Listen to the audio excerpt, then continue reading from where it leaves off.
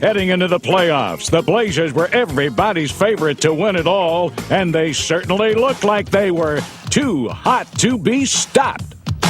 Let's go! Come on, everybody, and let's get to bumping, cause it's trailblazer time. Baby, Rip City's jumping like a full court crush. There ain't a way to break it, so everybody up now. Let me see you shake it. Too hot to stop it. Can't stop the Blazers. Too hot to stop it now.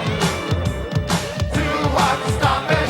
Blazers gonna rock it, and if you wanna win it, then you gotta clap your hands now.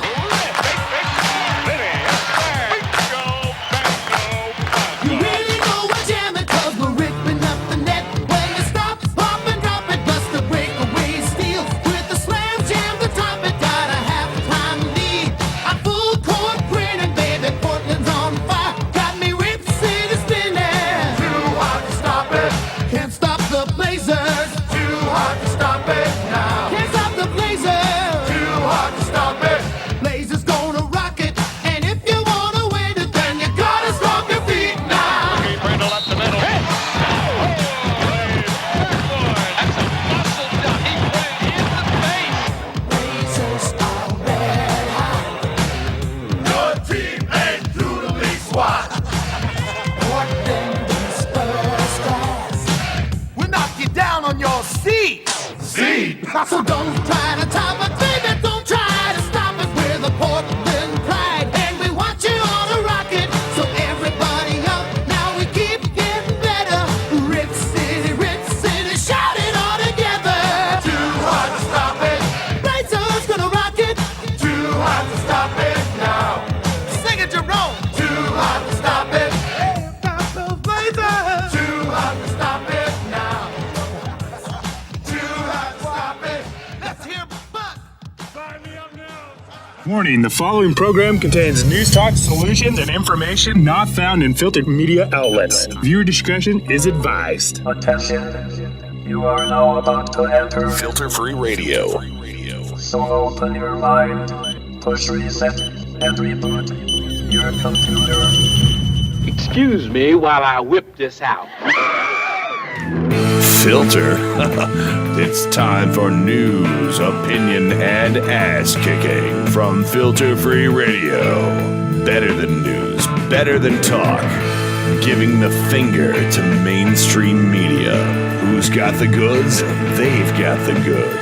It's Filter Free Radio. FilterFreeRadio.com. When I talk about resistance, I think we have to stand up now and carry out acts of nonviolent resistance. Because the truth is, we do have power. We live in revolutionary times, but the counter-revolution is winning. Sounds like a case of the Mondays. Live Monday, 7 to 9 p.m. Eastern. FilterFreeRadio.com. This is my favorite show. We have been given an opportunity to make a new beginning. And I think it's very important for us to start to build a culture of resistance because what we're doing isn't working, clearly. It's our job to very coldly assess reality and then figure out how to respond. Your number one source for unfiltered truth, analysis, and solutions. FilterFreeRadio.com. First, they ignore us, then they beat us, then they arrest us, then they harass us, then they convict us. But we will continue to fight back, and we shall overcome. Hashtag justice for Cicely. Hashtag Occupy Wall Street. Welcome, friends. Filter Free Radio, broadcasting live at filterfreeradio.com. The home of Nicole Sandler, RadioOrNot.com. We're also live on Liberal Justice Radio on the TuneIn app and TuneIn.com as well. And we are also broadcasting on We Act Radio, 1480 AM WPWC in Washington, D.C., streaming weactradio.com, hashtag do something. Wow, so much to get into this program, friends. We're going to do a little bit of everything this show, and it is going to be your show. This is your chance, your unfiltered opportunity to sound off, your open mic, your calls going live on the air, unfiltered, And unscreened 503-746-TALK is our telephone number, 503-746-TALK. Anything that you want to talk about, and all callers will go to the front of the line. 503-746-TALK. You can also Skype into the show, Jacob_Dean. Tweet us at Filter Free Radio. Find us on Facebook and like us on Facebook to get some of the best updates from our super duper awesome mass producer, our co-host, and our kick-ass all-around brother from another mother, Mr. Skeptical Scott, who is live with us on the line from our nation's capital, Washington, D.C. Hello. Hello. Hello. What's going on, buddy? Good to have you with us. Good to have you on board. What's that? I said nada mucho. Hey, there we go. Also, hey, it's happy Cinco de Mayo, si se puede, right? If you're watching us on the video stream, I have my Damian Lillard jersey on. Yes, sir. And we can talk about that as well. Anything you want to talk about, 503-746-TALK. And Mr. Skeptical Scott has got to be careful about what buttons he's pushing over there in Washington, D.C. I was pushing the mute button on my microphone, but it's right next to the hang up button. And I was going to mute and say, boo, no Damian Lillard, boo. So, actually, one second, let me show you this. For the folks who are watching us on the video stream. Now, I'm not wearing my autographed jersey, but this is my autographed Damian Lillard jersey. I don't know if you can see that right there, but I've been telling folks about Damian Lillard. I've been singing the Lillard praises for 2 years. And did anyone listen when he won Rookie of the Year? No. Did anyone listen when he became an NBA All-Star his second year? No. But now people are like, oh, he made that shot. He's pretty good. I'm like, yeah, he's pretty good. So, anyways. Well, bask in it while you can, because you're playing the Spurs and you're going to lose this round, so it's all for nothing. We shall see, brother. We shall see. There is lots of real stuff to get into on this episode. Coming up in the second hour, we are going to play the extended version of our exclusive interview. If you tuned in to Nicole Sandler's show last week, we played a little bit of the interview, not the whole interview. We're going to share the full exclusive interview with the founder of Activate Hub. ActivateHub.org is the website. Lindsay Crone Epstein. Check out ActivateHub.org, ActivatePDX.org, Activate313.org, just to name a few. And we'll have that conversation in the second hour. We'll talk about a go-to network to organize the activism and the education. And we want your thoughts. What do you think about a go-to network? What other networks should be involved with that? And how can we network and progress forward and make a bigger, more efficient, more effective change in the world, right? That's what the show is all about. Changing the status quo, how you and I mobilize and get active and we be that change, and we change our own lives and change the lives of others around us, and eventually create a world of change and a lifetime of difference. That's what it's all about. There is news. Cecily McMillan found guilty. And again, if you were tuning in last week to Nicole Sandler, I should preference this episode by saying last week we did 3 Nicole Sandler episodes. We did Talking Left. We did 2 hours of Mic Check Radio with Kenny Pick for Adam Hebert. We did, and then I also went to a meeting with the good folks at X-Ray FM 91.1 in Portland, xray.fm. And also went to a meeting with another really smart person who's going to help out Filter Free Radio.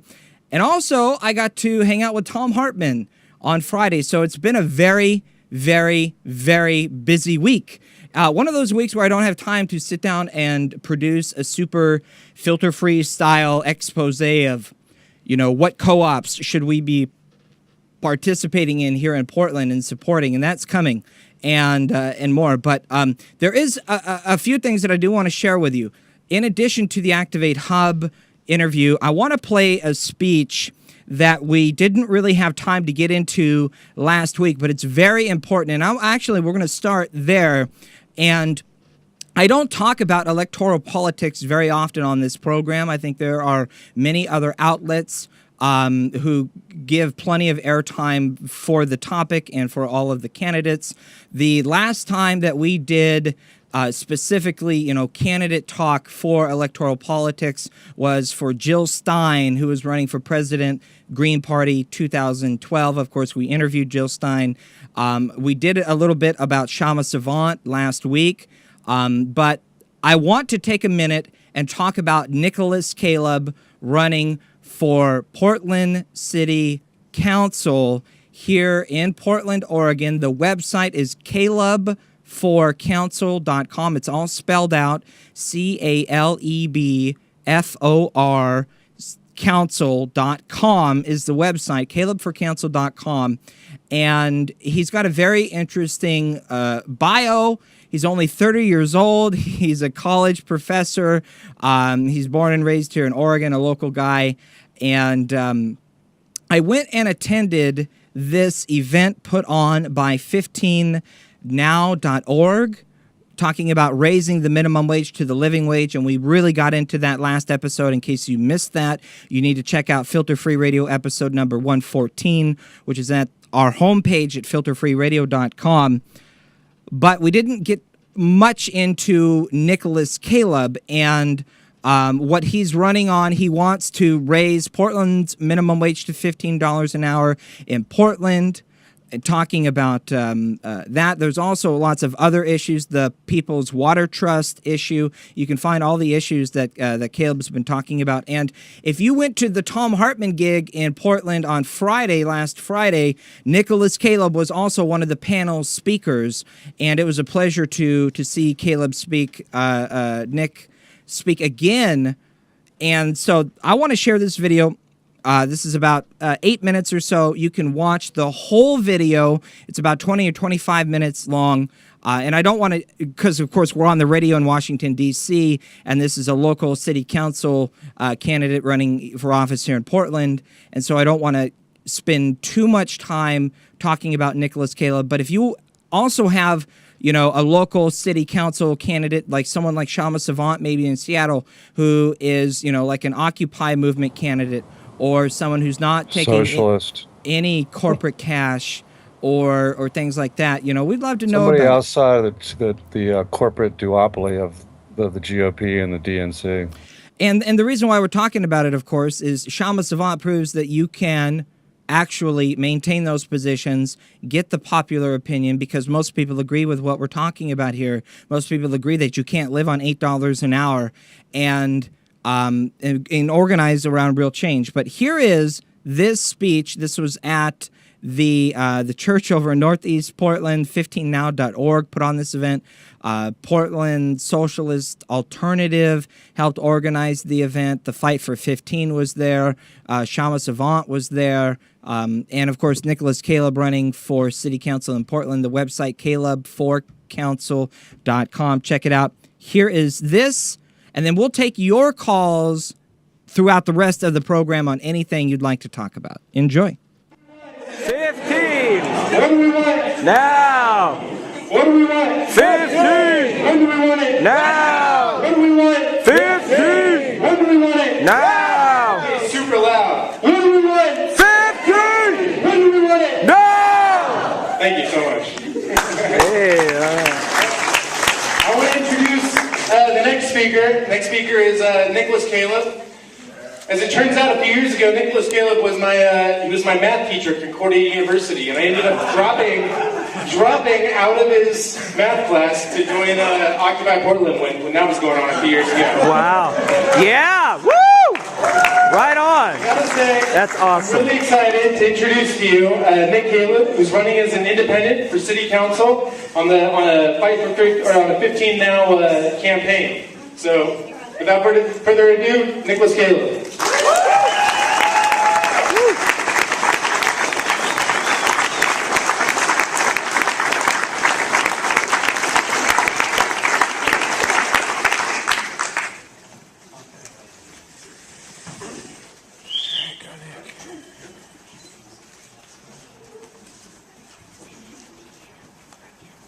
Capitalism is insane. Yeah. When I talk about capitalism, what I mean because there's a lot of debate over what kind of capitalism are you talking about. But when I talk about capitalism, I mean a system that profit, greed, and control of the workforce over all other values that we might have in our human society. It's a word I like to use to describe a system that destroys global culture, is laying siege to our global ecology. It's also a word that I use to describe an economic system that makes absolutely no sense anymore. It's totally abstracted. The values that we're talking about in trillions and billions of dollars while other people live on pennies, it doesn't even make sense anymore. It's completely gone awry. A lot of people will use different words to describe the system, and like John was talking about, there's no reason that we get hung up on the actual, neat definitions as a reason to divide us. Some people call it crony capitalism, some people call it corporate capitalism, some people call it deregulated capitalism. I just call it capitalism. I think it's a little bit more efficient. The point of it is that there is a system that interacts with government, it interacts with the economy. It's making the world increasingly inequitable. It's making, it's orienting us towards collapse. Environmental, economic, all at the same time. And it's pushing us off of a cliff. There is a logic that underlies the system, and this logic is insane. And we need to be able to say that. Yeah.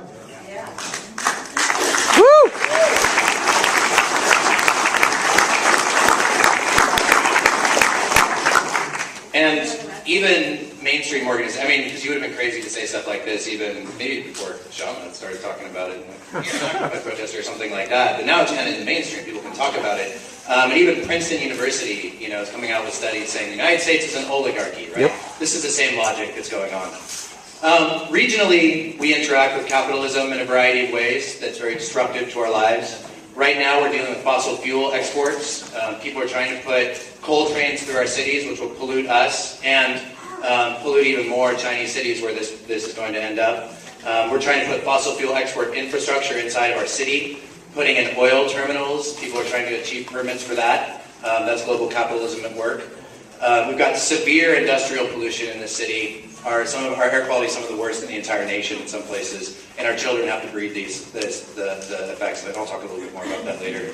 We've got terrible automobile pollution as well, construction of highways through our system. The diesel pollution makes our children sick. We've got increased logging in our wilderness area. A lot of people will know that the jazz timber sale has kind of opened up right now. It's a big issue in our community. This is a result of exploitative capitalism as well. Yep. We see this in our cities. We see stagnant wages. We see part-time and irregular labor instead of full-time labor. We see no benefits at jobs. I'm a part-time laborer. I teach 16 credits in university. I can't even get benefits. My hours are going to get cut. So I feel this personally. We see high poverty pretty much everywhere, increased homelessness, money-driven development that's displacing people. Portland is also a model for gentrification nationwide. And not on the happy side of we're the model. We're the model for letting it occur and actually pushing it and driving it forward. This is bad. It's not an accident, right? This is what capitalism does. It creates inequality. And we can see this at the local level, we can see it at the global level. It's happening all the time.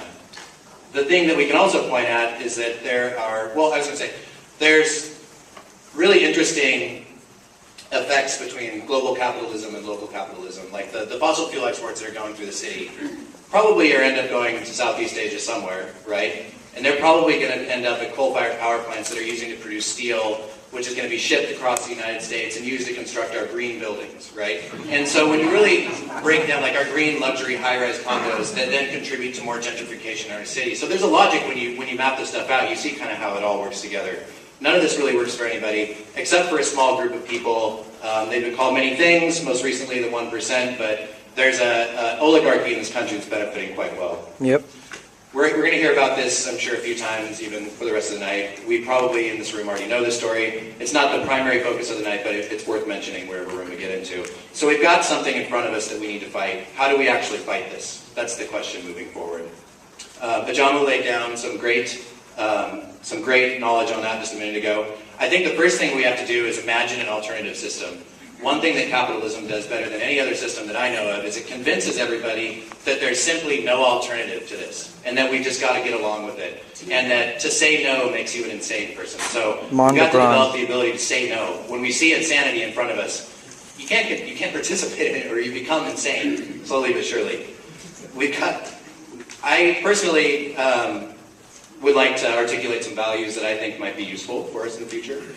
One of those is workplace democracy. I think is a value that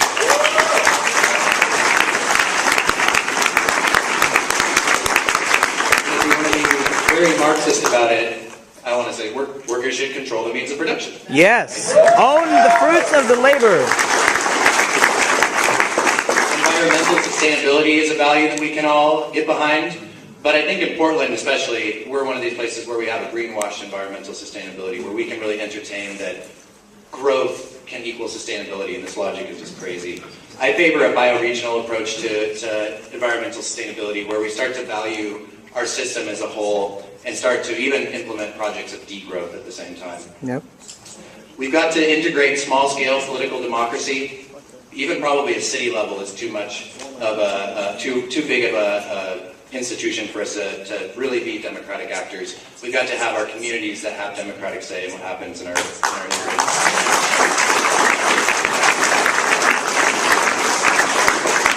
We've got to push for social justice and equity in all fields of life at all time. And more basically, we've just got to insist upon cooperation instead of competition. That's maybe the... I'm going to wrap up really quick so we can move on with the program, but a couple of campaign promises that I've made. The first is I'm going to limit campaign contributions to $50 in cash. So no more than that. So if I've already hit you up, that means I can't hit you up anymore. Right on. If I haven't hit you up, then I'm probably going to hit you up a little bit later tonight. And then if I'm elected, just like Shama did up in Seattle, I'm only going to accept the salary of the average salary of a Portland worker in Portland. And the rest of that money will go to actually putting some funding into local social movements and trying to put together that cohesion that we've been talking about tonight. So this is a fundraiser for Shama, right? And she's done us a big favor up in Seattle, I think, by opening up some space, not only in Portland for us, but across the nation. And so I would just, as I end, encourage you to give $15 if you can to Shama. But if you've got more that you can give to help her retire her campaign debt, give generously tonight. She really deserves it, and I'm really excited to see her come a little bit later tonight. So thanks, Nick Caleb, running for City Council, calebforcouncil.org. Sign up at the back if you want to, and people will gladly take your money if you want to donate it to us.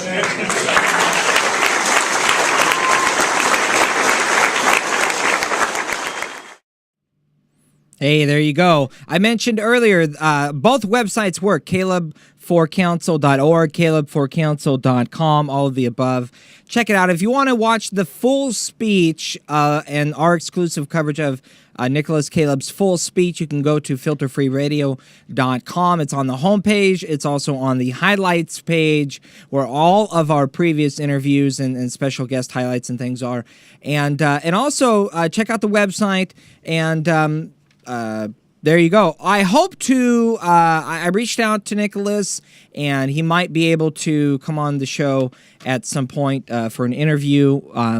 But he also, as I mentioned, he spoke at this other event, which happened last week on Friday at another church, at the First Unitarian Church in Portland. And it was actually the Tom Hartman's gig. He's doing his book tour for The Crash of 2016, the new book.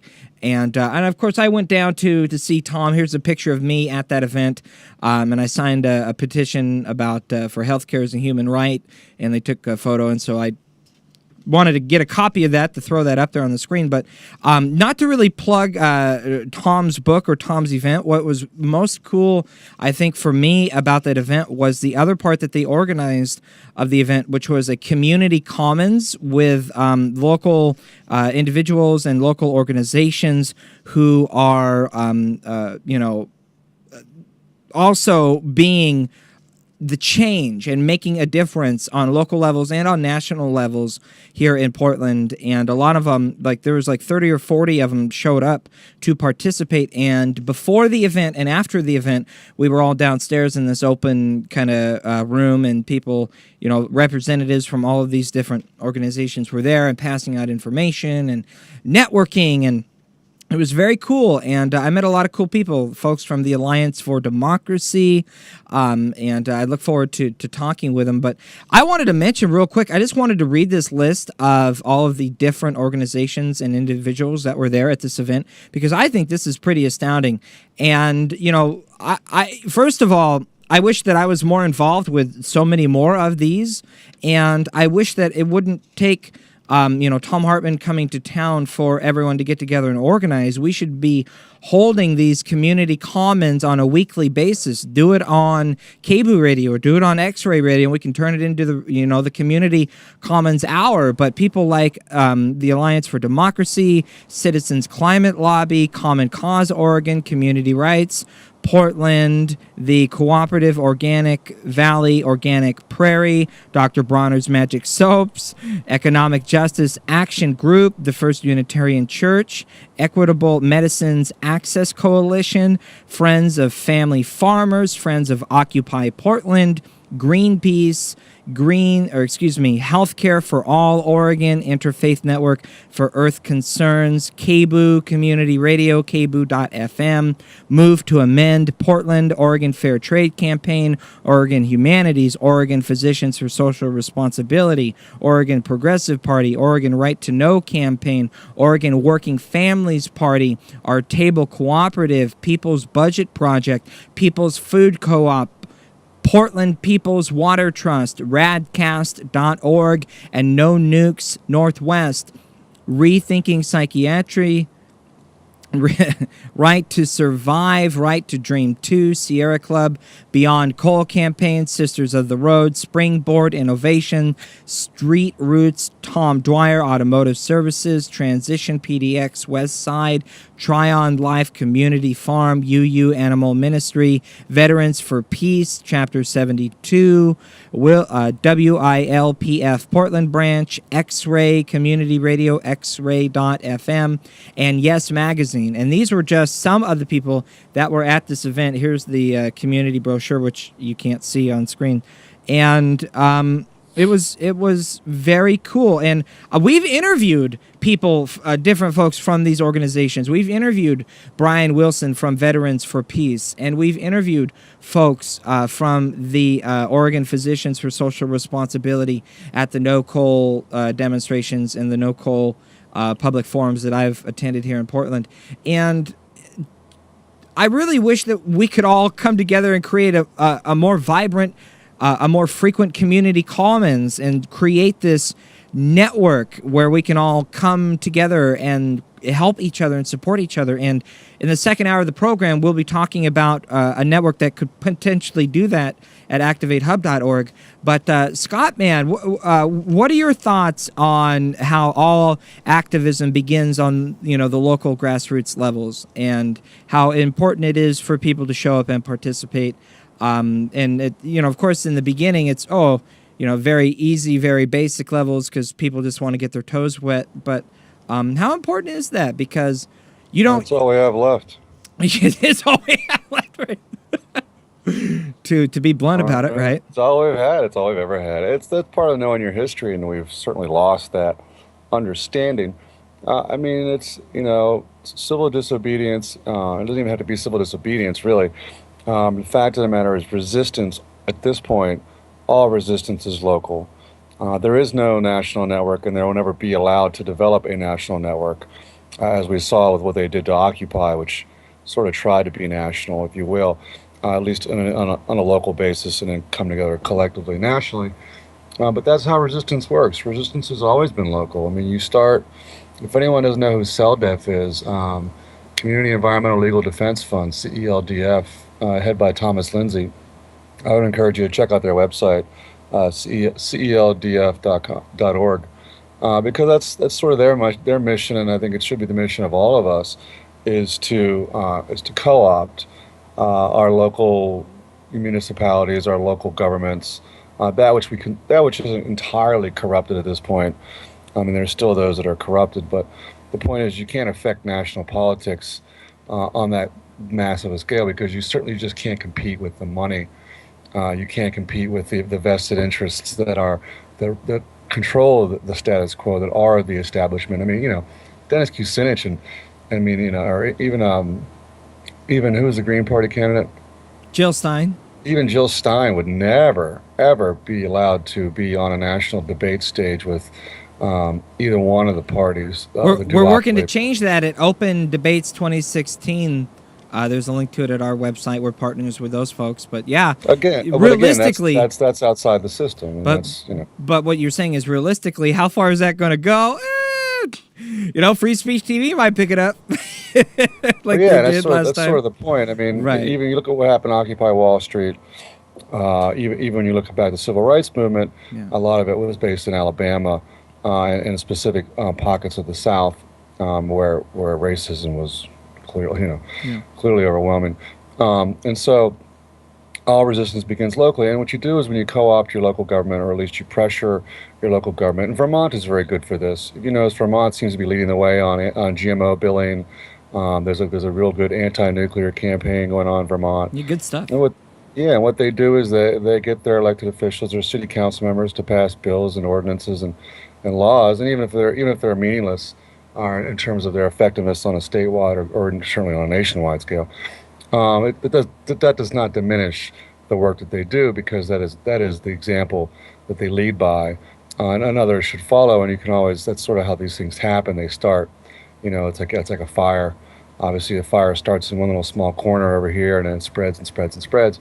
And that's how these resistance movements, and that's how revolutions work. Yep. I mean, it has to start somewhere, and it has to start sometime. Why not here and why not now, right? Yep, and the conclusions that Scott and I have, we've been doing this show now for almost 3 years, and we've been, politically active and aware for several years, before ever doing the show, right? And so these conclusions you don't, as Ujamu Umi said at the same event that Nicholas Caleb spoke at, he said, you don't go from being in bourgeois society to a revolutionary in one step. That's a process. That takes time.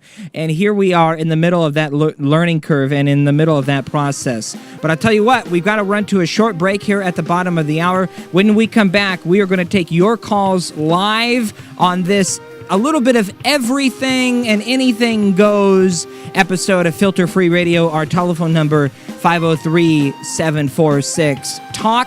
We have to talk about Cecily McMillan found guilty. What does that mean? If you and I really want to dissent and resist, are we going to have to become criminals? We talked about that. Your call's next, 503-746-TALK. Don't go anywhere. FilterFreeRadio.com. We'll be right back. A punch in the face in the form of truth. FilterFreeRadio.com.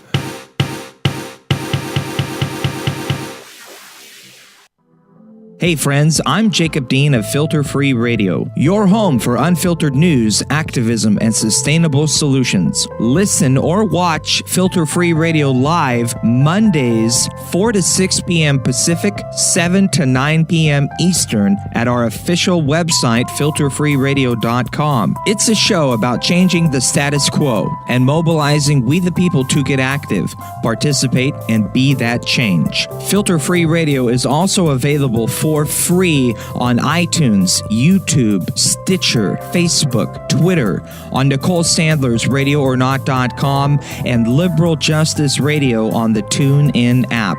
And now you can hear Filter Free Radio on We Act Radio, 1480 AM in Washington, D.C., weactradio.com. Help us be the change and make a difference. Please visit filterfreeradio.com and keep up the good fight. The giants of food manufacturing are very concerned about you. They fear you could come down with a terrible plague called consumer confusion, and these selfless corporate entities are going all out to save you from it.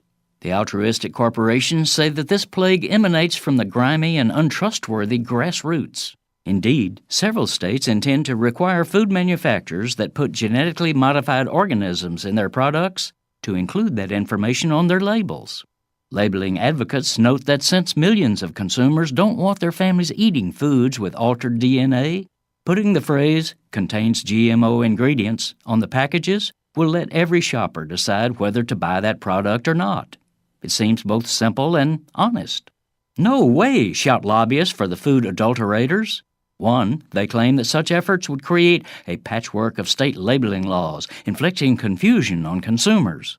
Also, they say the labels might further spread confusion by implying that the genetically tampered ingredients are, well, tampered with by corporate engineers. So, the benevolent corporations are lobbying Congress to save you from confusion by autocratically preempting the state's authority to write consumer protection laws. Instead, the industry demands that a federal agency be directed to create a national labeling program that would take precedence over all state laws. Not that the national GMO label would be mandatory. No, it would be voluntary, so each corporation could decide for itself whether to tell consumers what's in their food. This is Jim Hightower saying, I was born at night, but it wasn't last night. No consumer is so confused as to believe that even a single GMO user would, quote, volunteer to be honest with us. Anything less than mandatory GMO labeling is nothing but flagrant consumer fraud. Hightower's commentaries are brought to you by the Hightower Lowdown, the monthly newsletter with Hightower's populist take on what the powers that be are up to. Find out more at hightowerlowdown.org. Hi, friends. This is Tom Hartman. This is Stephanie Miller. Hey, this is Hal Sparks. I'm Brad Friedman. I approve of Nicole Sandler's RadioOrNot.com. Radio or Not. Radio or Not. RadioOrNot.com. RadioOrNot.com. RadioOrNot.com. RadioOrNot.com. Progressives across the country are taking action from Madison, Wisconsin to the Occupy movement.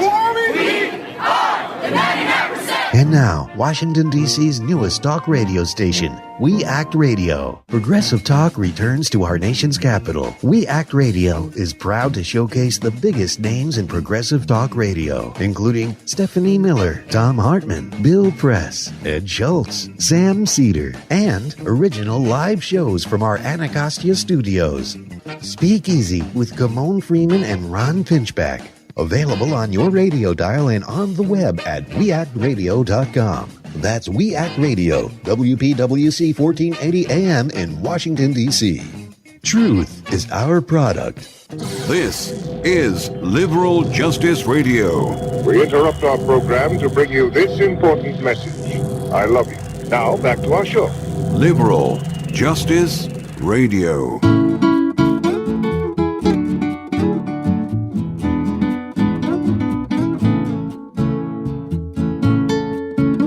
This is Tom Hartman. You're listening to Filter Free Radio. Jacob Dean and Skeptical Scott.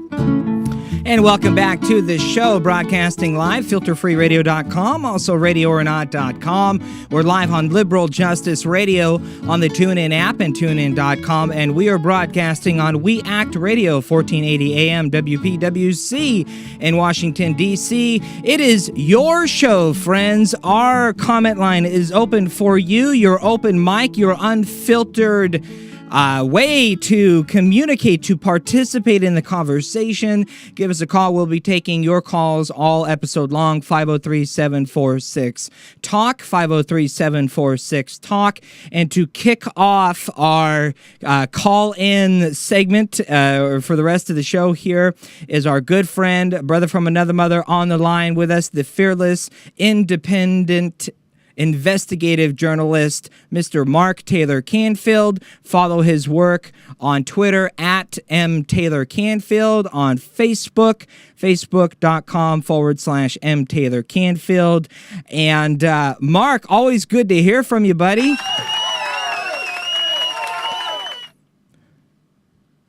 Oh, are you there, man? Scott, are you there? Can you hear me? What'd you do, man? I don't know. Mark, if you can hear me, bud, I got you on the line, man, but I'm not hearing you. So give us a shout if you can hear me. And sometimes the machine doesn't work. Sometimes it does work. So If you want to call in, 503-746-TALK, and also it's a good time for me to mention that if you do try to call into the show, you might have to call a couple of times to get through.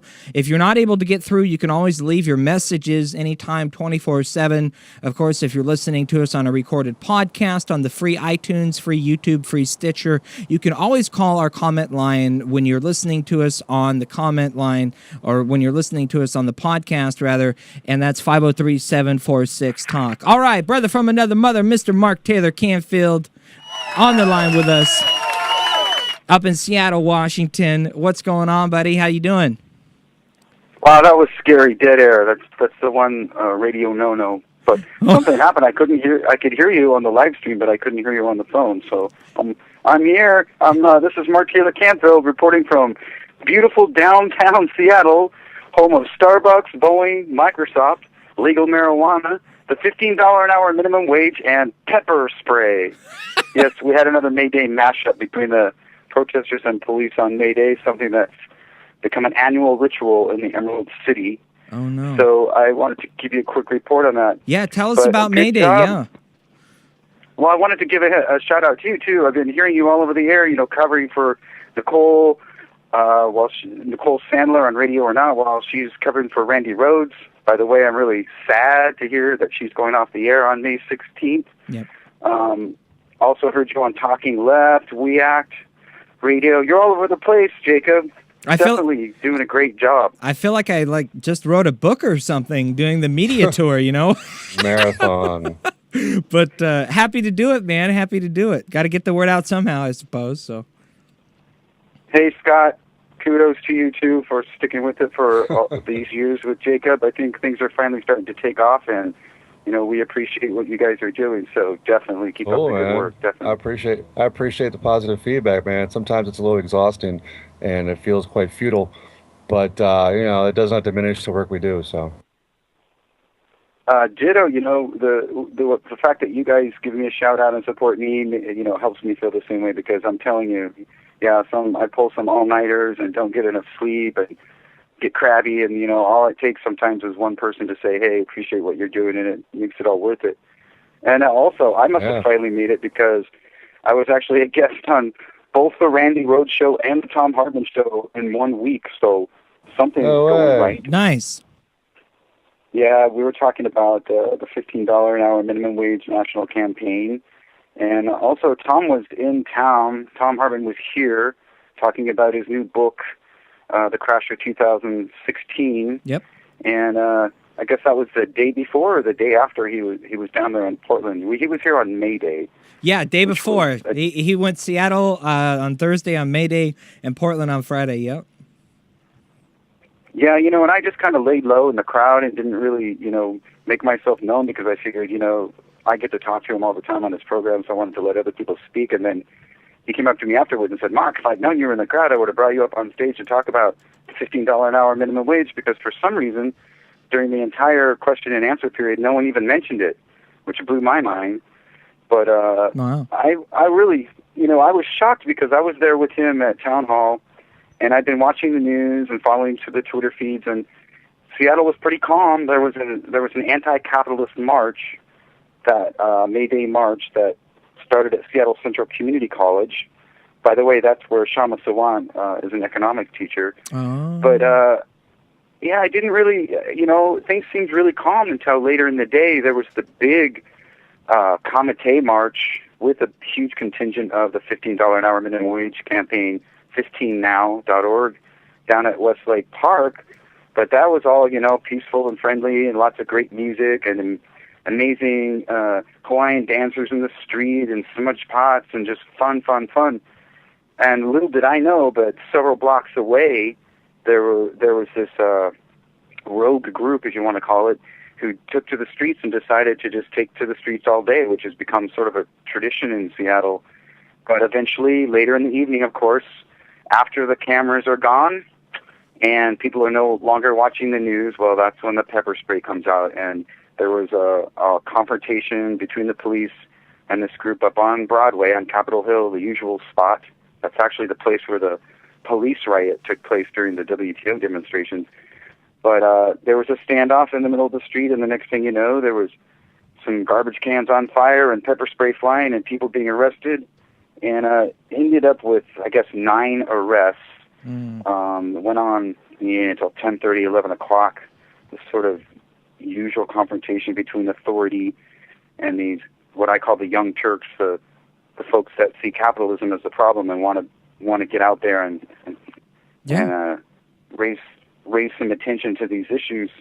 But it definitely has been a tradition in Seattle ever since 2012, when a federal courthouse was vandalized and ended up in a federal grand jury, and 3 or 4 activists being put in solitary confinement for refusing to cooperate with the investigators. Well, last year there were, I believe, 17 arrests, a similar kind of confrontation. Como news reporter last year got pepper sprayed in the face. This time ended up in 9 arrests. And meanwhile, while I was down at Town Hall with Tom Hartman talking about his book, and independent media, there was a melee in the streets, and it went on most of the evening into the late evening. But once again, the Seattle police are, been criticized. I know Leslie Marshall, when she was covering for Tom's show when I was on there, was very critical of what the police did. And, of course, you're going to hear both sides. The mayor, Ed Murray, said they did a wonderful job. That was his press statement. But there's been a cover story within the last couple of weeks by The Stranger, alternative rag here in Seattle, saying that Ed Murray has become the mouthpiece for the Seattle Police Department, just like our last mayor, Mike McGinn. And it doesn't look like a lot of the reforms that the Department of Justice and about 24 civil rights and local community groups have been calling for, it doesn't look like it's happening. It looks like there's still intransigence in terms of reforming the Seattle Police Department on these civil rights issues, because the DOJ found after an 8-month review that the police department had a practice and policy of using excessive force. So in the corporate media, of course, they're kind of damned if they do and damned if they don't. If they don't arrest people, then they get accused of not protecting public and private property. And if they do move in, then, of course, they, get accused of being heavy-handed with the activists. But basically what happened is that the groups marched around Seattle for about 3 hours. And then, like I said, later on at night after the news went off the air, all of a sudden, that's when they decided to call a halt to it, and that was the confrontation. Tragic. So, tradition in Seattle. Yeah. Mark, I love the reporting, man. First of all, thank you so much for giving us a real, on-the-ground May Day report. I got to tell you, when I was watching May Day coverage here on my local network news channels, it was pretty ridiculous. There was a couple of thousand protesters, at least 1,000 more people down on May Day in Portland this year. Of course, I wasn't able to make it to May Day this year. We had broadcasted and covered it live last year, and Mark, we had you on last year, and I wasn't able to go down. But I was watching the news coverage, and this is exactly how the corporate news networks portrayed the coverage here in Portland. This is exactly how it went. They went to the live reporter on the scene from the march. They talked about how the march was going to cause a traffic backup, and then they explained how there's alternative traffic routes around the march. And then they cut back to the reporter live at the scene, and he says words to the effect of, well, and no one has turned violent yet here in Portland, but of course, they have gotten violent in the past, and we'll stay here and follow the story and give you developing news as it happens in case they do get violent. Okay, now back to you in the studio. And they cut back to the same reporter doing the same exact story. Of course, they repeat it every half hour on the half hour, and they did that for the next 3 hours. Never got violent. No arrests at all in Portland. No explanation of what May Day was all about. And no exactly, and no who, what, when, where, why. No what is May Day. No International Workers' Day. No, we had to fight for the minimum wage. We had to fight for child labor rights. We had to fight for the 8-hour workday, and that's what May Day is about. None of that. just the fact that it was going to cause a traffic delay, how you can get around that traffic delay, and they haven't gotten violent yet, but they might, so we'll be here to follow them if they do get violent. Let's hope they do, because if it bleeds, it leads. Exactly. And I shit you not, Mark, that's exactly what the coverage was here on the TV in Portland. And I'm kicking myself in my own butt for not being down there with the other 1,000 folks who the local Fox television station in Portland said, oh, there's only about 300 people down here, when the other, to the credit of the ABC and CBS and NBC news networks, they did mention it was about 1,000 people in the streets in Portland. But are you saying that there's censorship in the corporate U.S. media, Jacob? I'm shocked. How can that be? Shocked, I mean, after all, we're number 46 in the world in terms of press freedom, according to Reporters Without Borders. How could that possibly happen? Shocked, I tell you, shocked. There's gambling going on here. Shocked. Yeah, man. And so, first of all, we need, the Mark Taylor Canfield reporting on the streets so we really know what's happening. And second of all, it shows you to need to cut out the poison of the corporate media. I mean, what did you learn from that newscast other than that they're full of BS? Right. And third, the only thing we need to change the world is nonviolence, truth, and transparency. Well, I could tell you, that in Seattle we had exactly the same thing. It's something I didn't really get a chance to talk about on Tom's show with Leslie Marshall, but all day long and the day before, there were, top of the news reports. Will there be violence in Seattle? Will there be mayhem in Seattle? Will it be another battle in Seattle? And I'm telling you, the corporate news media here wanted that so bad because they love to report on pepper spray and dumpsters on fire. It gives them great visuals. They get to scare people. So you'll tune in at 11 to see what's going on with the anarchists or whatever you want to call them. And they called me. The corporate media was calling me the day before and the night before. So what do you think, Mark? Is there going to be violence? I'm like, what are you asking me for? I'm not even going to be out on the streets. I'm going to be a Tom Hartman presentation at Town Hall. Nice. And if there were people that were planning to break windows, they certainly wouldn't be telling me because I'm a journalist, you fool. So I just basically laughed at them. But they wanted it so bad. I mean, they were so hoping that I would say something controversial or that somebody else would say something controversial. And then point two, which you hit the nail right on the head, no discussion of what May Day is about. No discussion of why people were out in the streets. No discussion of why people are so upset with the corporate and capitalistic structure. It was just, oh, these young kids, they're crazy and they're causing traffic jams and, the police better do something about it. So same story in Seattle, even maybe more exaggerated because of our history of the WTO demonstrations. And, I mean, I'm telling you, when I first moved to Seattle, one of my first experiences was watching those RoboCops marching down the street with their clubs, pushing people out of the way. So it's a long history of confrontations here. And the media loves it, and the media wants it. If it bleeds, it leads. And they were all ready to go. The only thing that they didn't want was to get pepper sprayed themselves because they hate that. I heard that even from the public radio reporters saying, oh, I hate these demonstrations because, back a couple of years ago, I got pepper sprayed. I'll never cover another protest again. But no real discussion. I can tell you that the first march, the quote, official march, was huge. It was very celebratory. People were dancing in the streets. It was awesome. They marched all the way from Judkins Park down to Westlake, the original location for the Occupy Seattle encampment. And it was amazing. I got to hang out with Shama Sawan and interview her. And, the mayor spoke, but he spoke at Judkins Park. He didn't want to speak downtown because I think he was afraid there might be some anarchists hanging out or something. But it was a very beautiful celebratory march. And the issues did get out at Westlake Park in terms of immigrants' rights and workers' rights. It was very clear white people were there, and their message was very clear. It was very strident, but peaceful and very clear. I'm not sure that any of the corporate reporters could tell you today why these so-called kids, although obviously they weren't all kids, were marching late at night in the streets against capitalism. They probably couldn't tell you. They probably don't care and probably didn't even interview anybody to find out. They just wanted to know if there were any dumpsters on fire and whether the police were using tear gas or rubber bullets, Bingo. That's the story as far as they're concerned. So every year it's the same story in Seattle.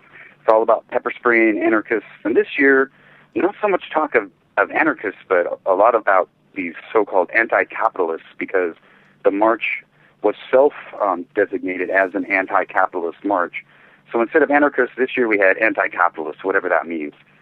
But, same old story. Corporate news coverage, for the most part, is very surfacey, 30-second sound bites.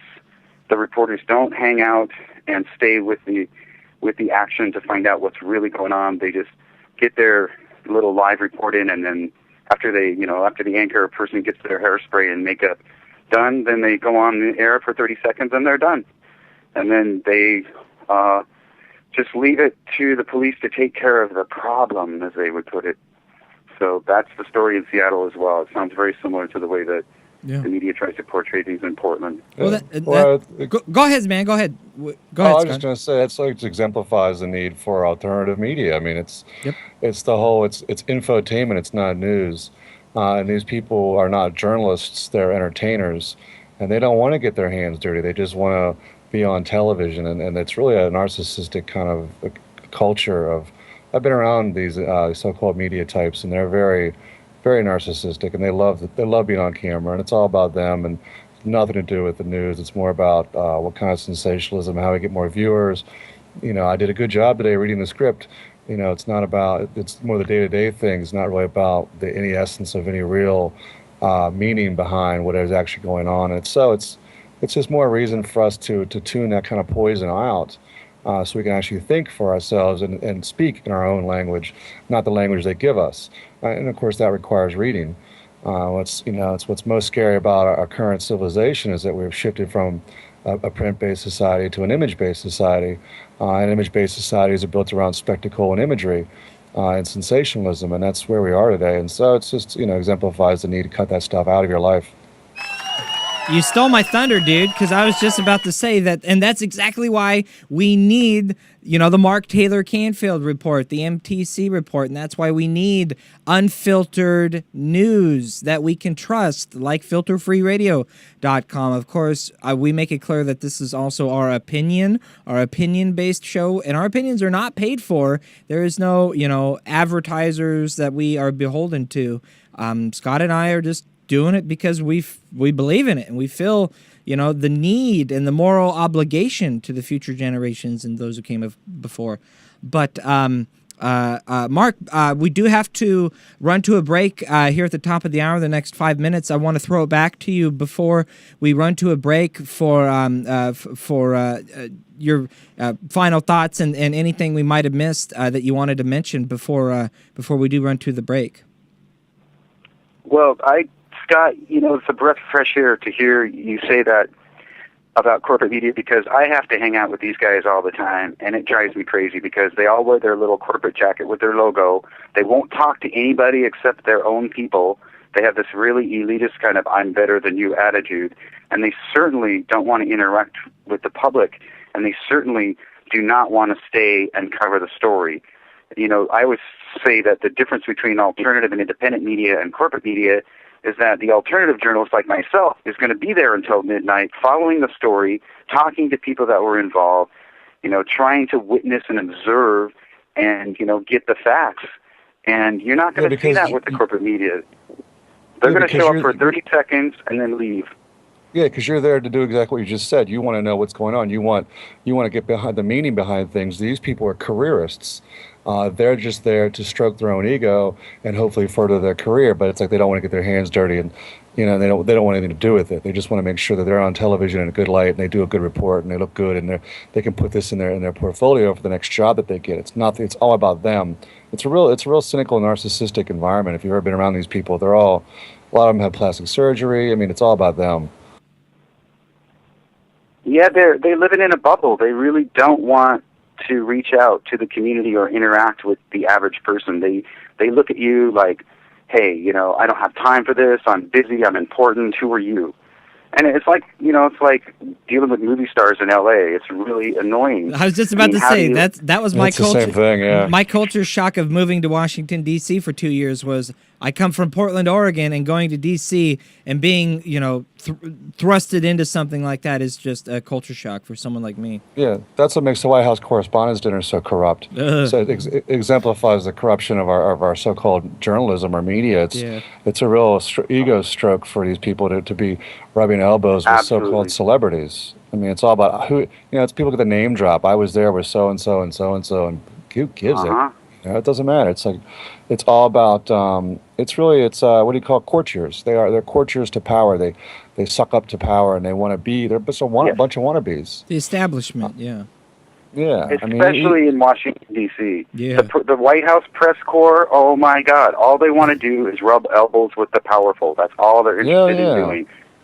I've heard people who moved here They're hoping that some of the power and the glamour will rub off on them. That's basically what it's all about. Oh, yeah, the further their career. It's all careerism. I've heard people move here from L.A. and from California who've moved here and say to me, this is just like Hollywood. Only the difference is the celebrities are fat old white guys, instead of Hollywood, movie stars. But it's the same thing. It's celebrity worship. Yeah, celebrity worship. Yes.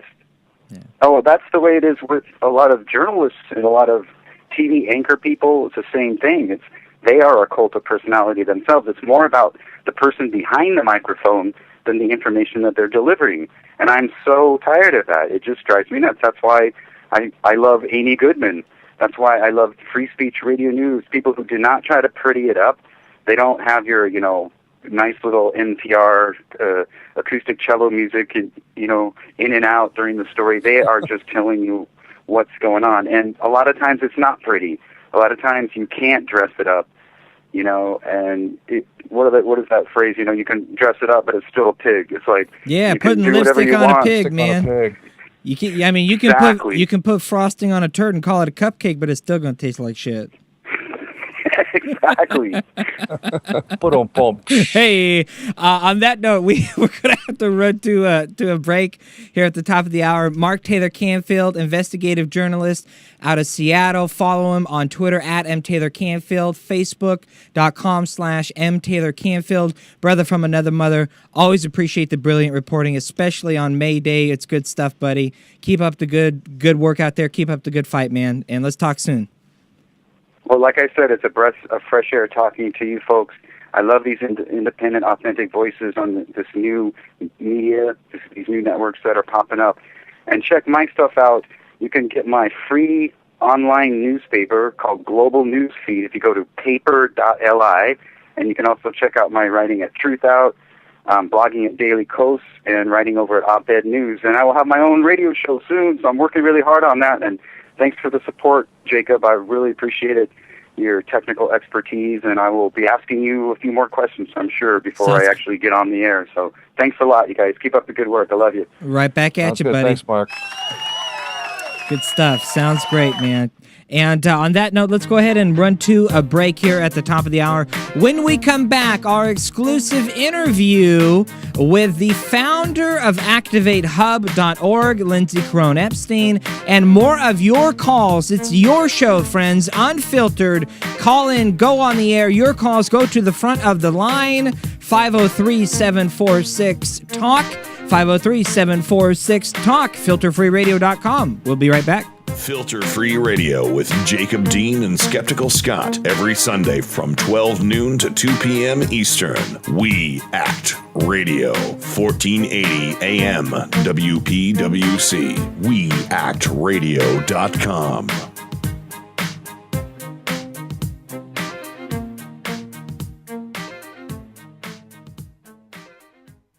We need a movement of truth tellers. The kind of progressive grassroots movement. A social movement that they can engage in that's not the politics of hatred, that's not the politics of fear, but the politics of hope. Filter Free Radio with Jacob Dean and Skeptical Scott. There's two ways to approach history. You sit in your armchair and you watch it on the news and you return to your PlayStation, or you get out in the streets and you make it. They can push the rest of us to wake up and do something about this. People need to rise up and say, I'm sick of this. Filter Free Radio with Jacob Dean and Skeptical Scott. Seeing themselves as a huge movement to transform the nation. The change that we want comes from below. It comes from a movement. The American people can and will find ways to push for the kinds of changes that can get us out of this dilemma. I want to see that change, and it's going to take people here in this country to be able to make that happen. Filter Free Radio. FilterFreeRadio.com. We got no plans at all. Evil man's always transcending. Fighter like sheep, swallow everything. Always simpletons or pretending. This is your moment of clarity from LeeCamp.net. Bad news, folks, bad news. Not enough war. There's not enough war going on, all right? War profiteers are getting angry. The contractors, the military contractors are scared. And honestly, what do we stand for? If not a healthy and robust war profiteering. That's our thing here in America. War profiteering is to us what running fast is to Usain Bolt, or what Dennis Rodman is to diplomacy, right? War profiteering is our thing. What else do we have? It's like Rihanna, NASCAR, and Game of Thrones. That's it. So we need more war. Bill Kristol said so himself. You know Bill Kristol, he's the conservative neocon think tanker, and neocon stands for neo-Nazi Decepticon. I think I have that right. He said so himself. In his panic to make sure we're still building and using lots of weapons, he said, a war-weary public can be awakened and rallied. Indeed, events are right now doing the awakening. All that's needed is the rallying, and the turnaround can be fast. He's saying that gearing up the U.S. public for killing is not that big a deal. It's kind of like getting everyone to sing God Bless America at a professional wrestling event. You know, at first everyone's thinking, I don't know if I really want to do this. I mean, are we really, we're about to watch gigantic beasts of burdens, grotesque men wrap their thighs around other grotesque men while growling. This isn't really a time for national pride, but then it quickly spreads. And a few minutes later, every single person in that arena is going, God bless America! But the question is where? Where would we go to war? We've already bombed the shit out of a lot of places. What's left? Africa. We've never done anything to disturb Africa before, right? Ever? Once? Sorry about the whole slave ship thing. According to a recent article in Alternet, we're already there. The U.S. has been building a constellation of drone bases across Africa, flying intelligence, surveillance, and reconnaissance missions out of not only Niger, but also Djibouti, Ethiopia, and others. Meanwhile, an air base in the capital of Burkina Faso serves as the home of the Joint Special Operations Air Detachment. But you can't find out that information from anywhere. You ask the Pentagon what's going on, and they're like, we don't even know what you're talking about. Never even heard of it. What's Africa? So the only way to find out that information is by looking at where the military contractors are getting their willies waxed. It's Africa. So the question is, why don't they stop this shit? Just stop it. Just stop the endless war. Why not give peace a something? I'll tell you why. It's because it's all they've ever known. It's all they've ever done is war. It's how they make their money. It's how they put their kids through college. It's even how they get laid. All right, you can see it in the bars around Washington, D.C. Guys just going up to girls. Hey, baby, you ever screwed somebody with their finger on the button? Yeah, pretty adventurous. Not the button, but a button.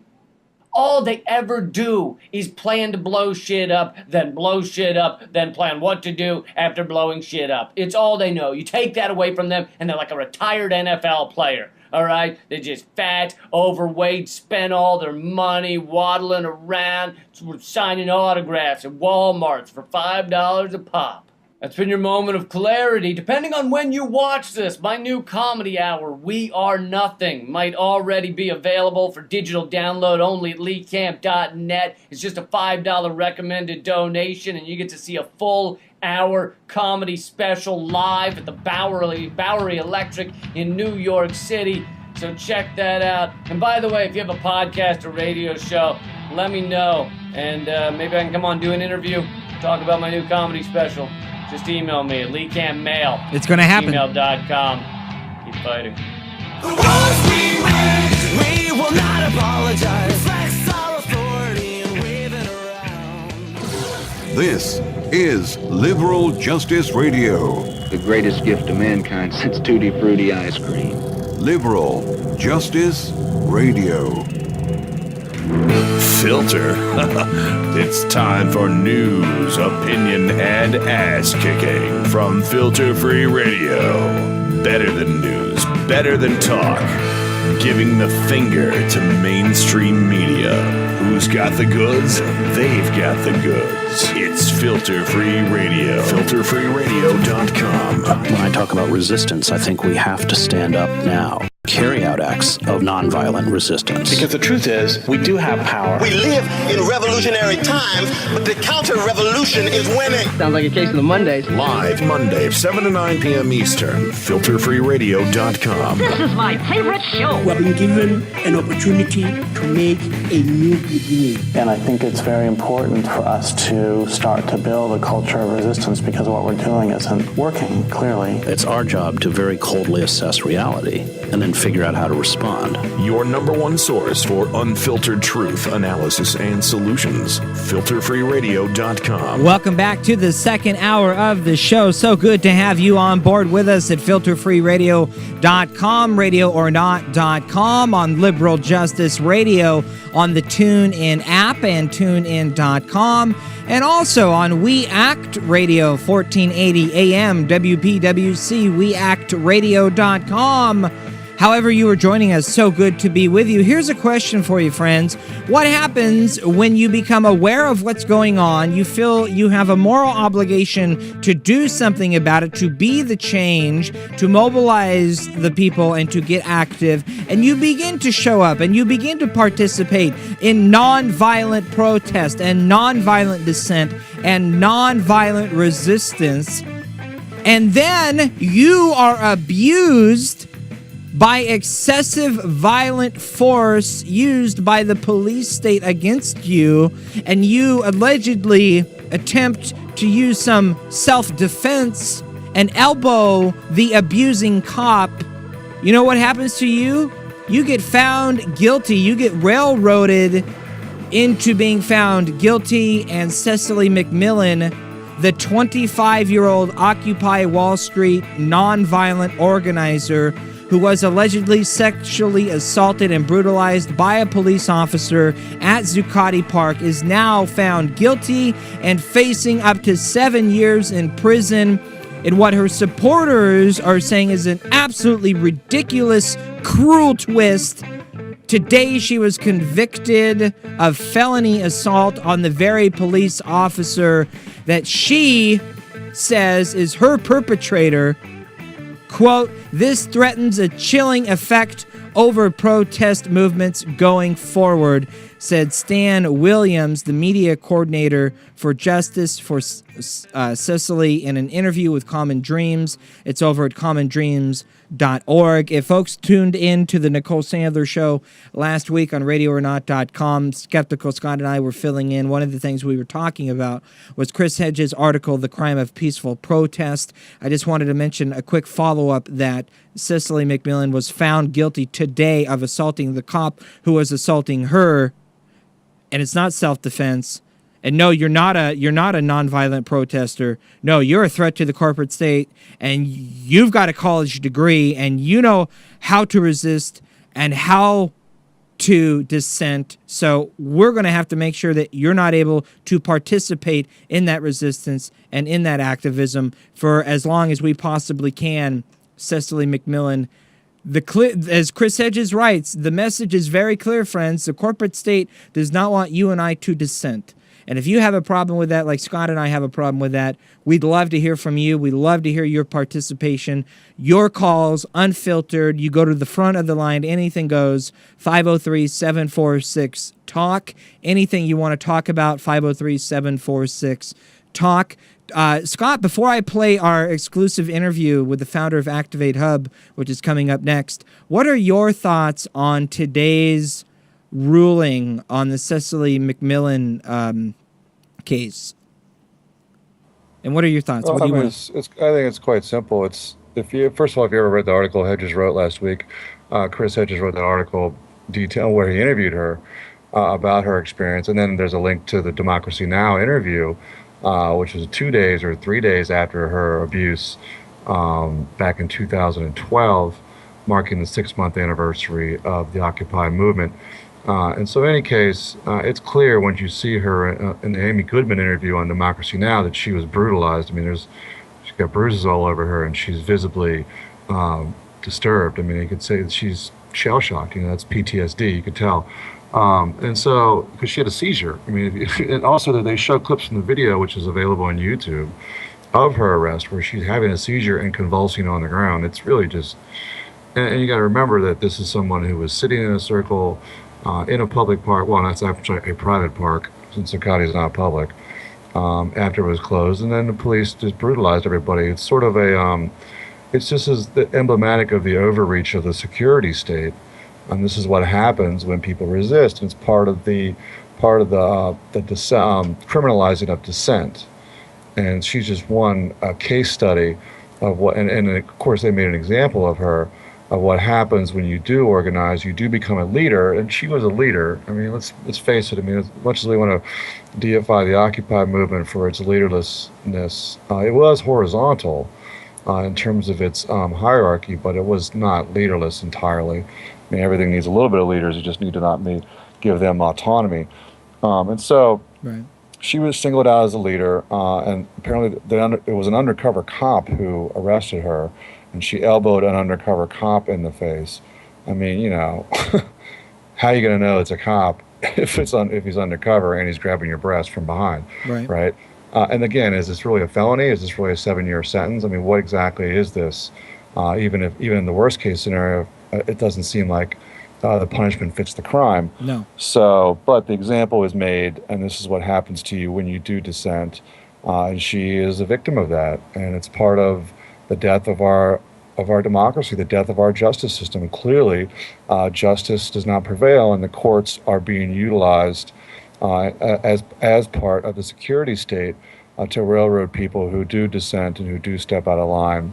And of course, Chris Hedges also, the other news of the week was that, and this is his article this week that he wrote about, is the fact called the post-constitutional era, where he writes about how the Supreme Court refused to hear his case against the NDAA in Section 1021 of the NDAA, which says explicitly, and people need to realize this, because this is fundamentally unconstitutional. I don't just mean like, oh, this is unconstitutional. I mean like the founders wrote about this, saying that what this Section 1021 of the NDAA, National Defense Authorization Act, that Obama signed into law. By the way, he signed into law on New Year's Eve, on December 31st, so it really didn't make much corporate media. And what it says is that the military can hold indefinitely in detention U.S. citizens without giving them charge, without any habeas corpus, any explanation of their charges, and it crosses the boundary. It represents the militarization of our government, of our law enforcement. I mean, the military has a right to come into my house and arrest me indefinitely without any. How is that even remotely legal, right? But that's what's been written here, and all they have to do is say there's a few terms that they use that are not legal terms. One of which is associated forces. If they can link you to so-called what they determine to be terrorists, they can say you're an associated force. Like, God forbid, Jacob, you and I have on this show somebody, let's say, who is labeled a terrorist under the by Homeland Security or whatever, who may be on the terrorist watch list, right? And we have them on this show and we interview them. We could be labeled as associated forces because we gave them a mouthpiece, because we talked to them. And they can arrest us indefinitely without a court, without any kind of trial, without anything, in a military detention center, whether it's an off-site penal colony like Guantanamo or any one of these other massive detention centers that we have throughout the country. And that's what happens. That's what people really need to grasp. Yeah. Is that if you think this won't affect you because you're not going to be a dissenter, you're not an activist, or you're not stepping out of line or anything like that, you're missing the point.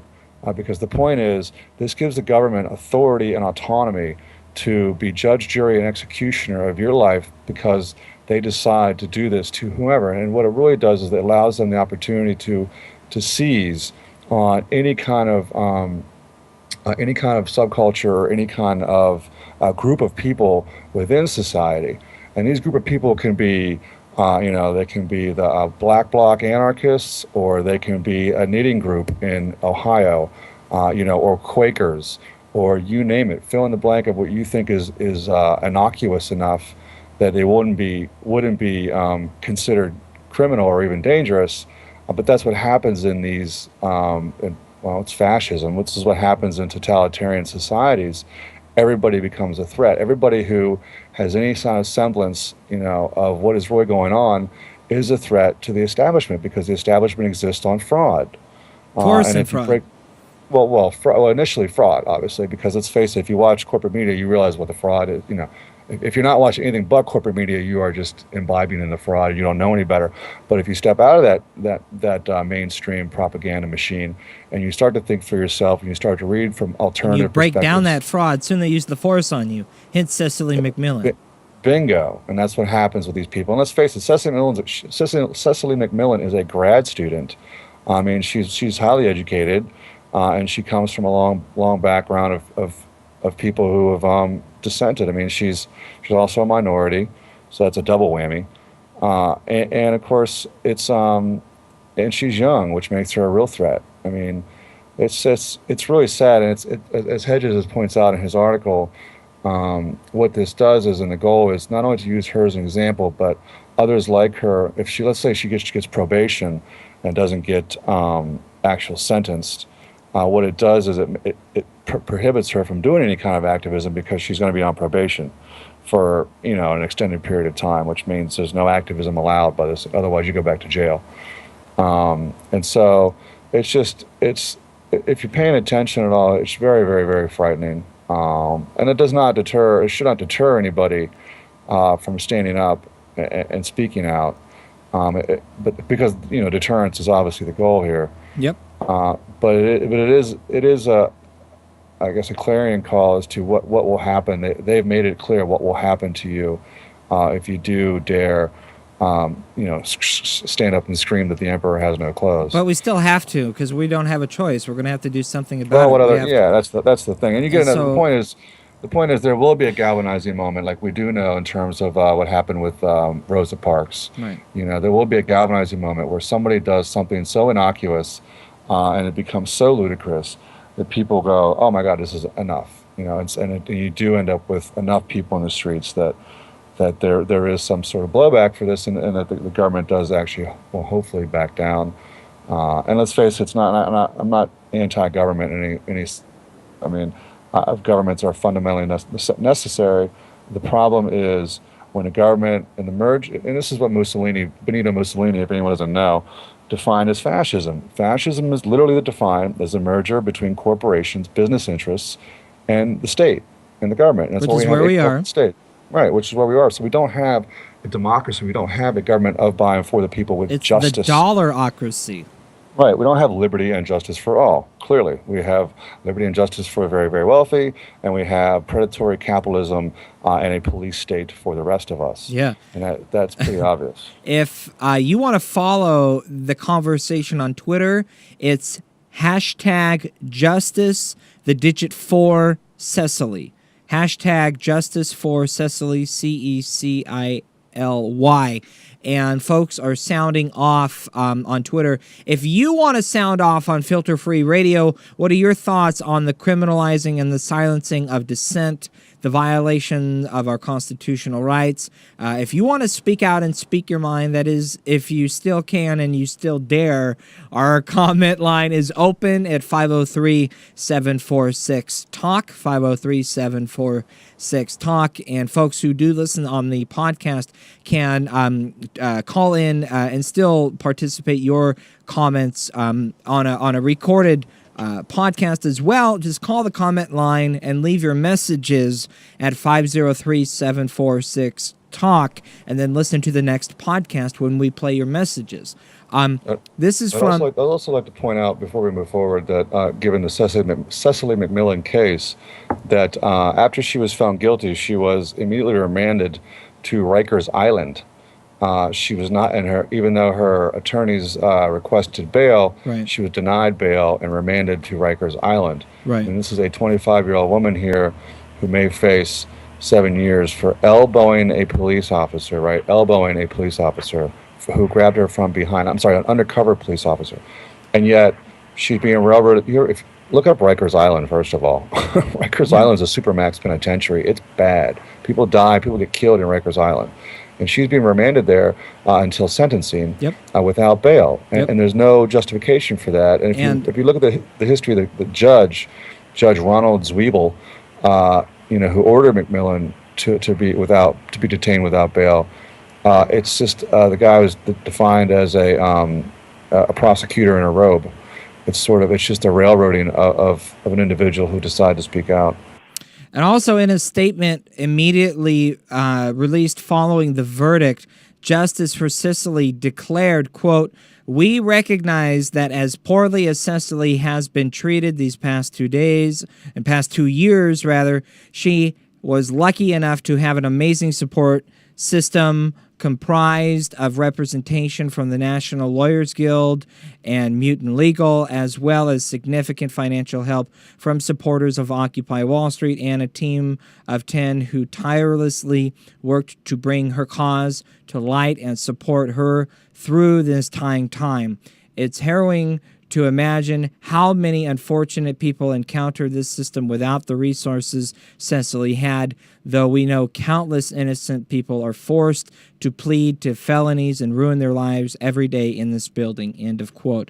Our comment line is open, 503-746-TALK is the telephone number, and on the line with us is our friend from the chat room over at radioornot.com, Mr. Snork Y2K, brother from another mother, and our resident ecology engineer and expert all around everything environmental solutions.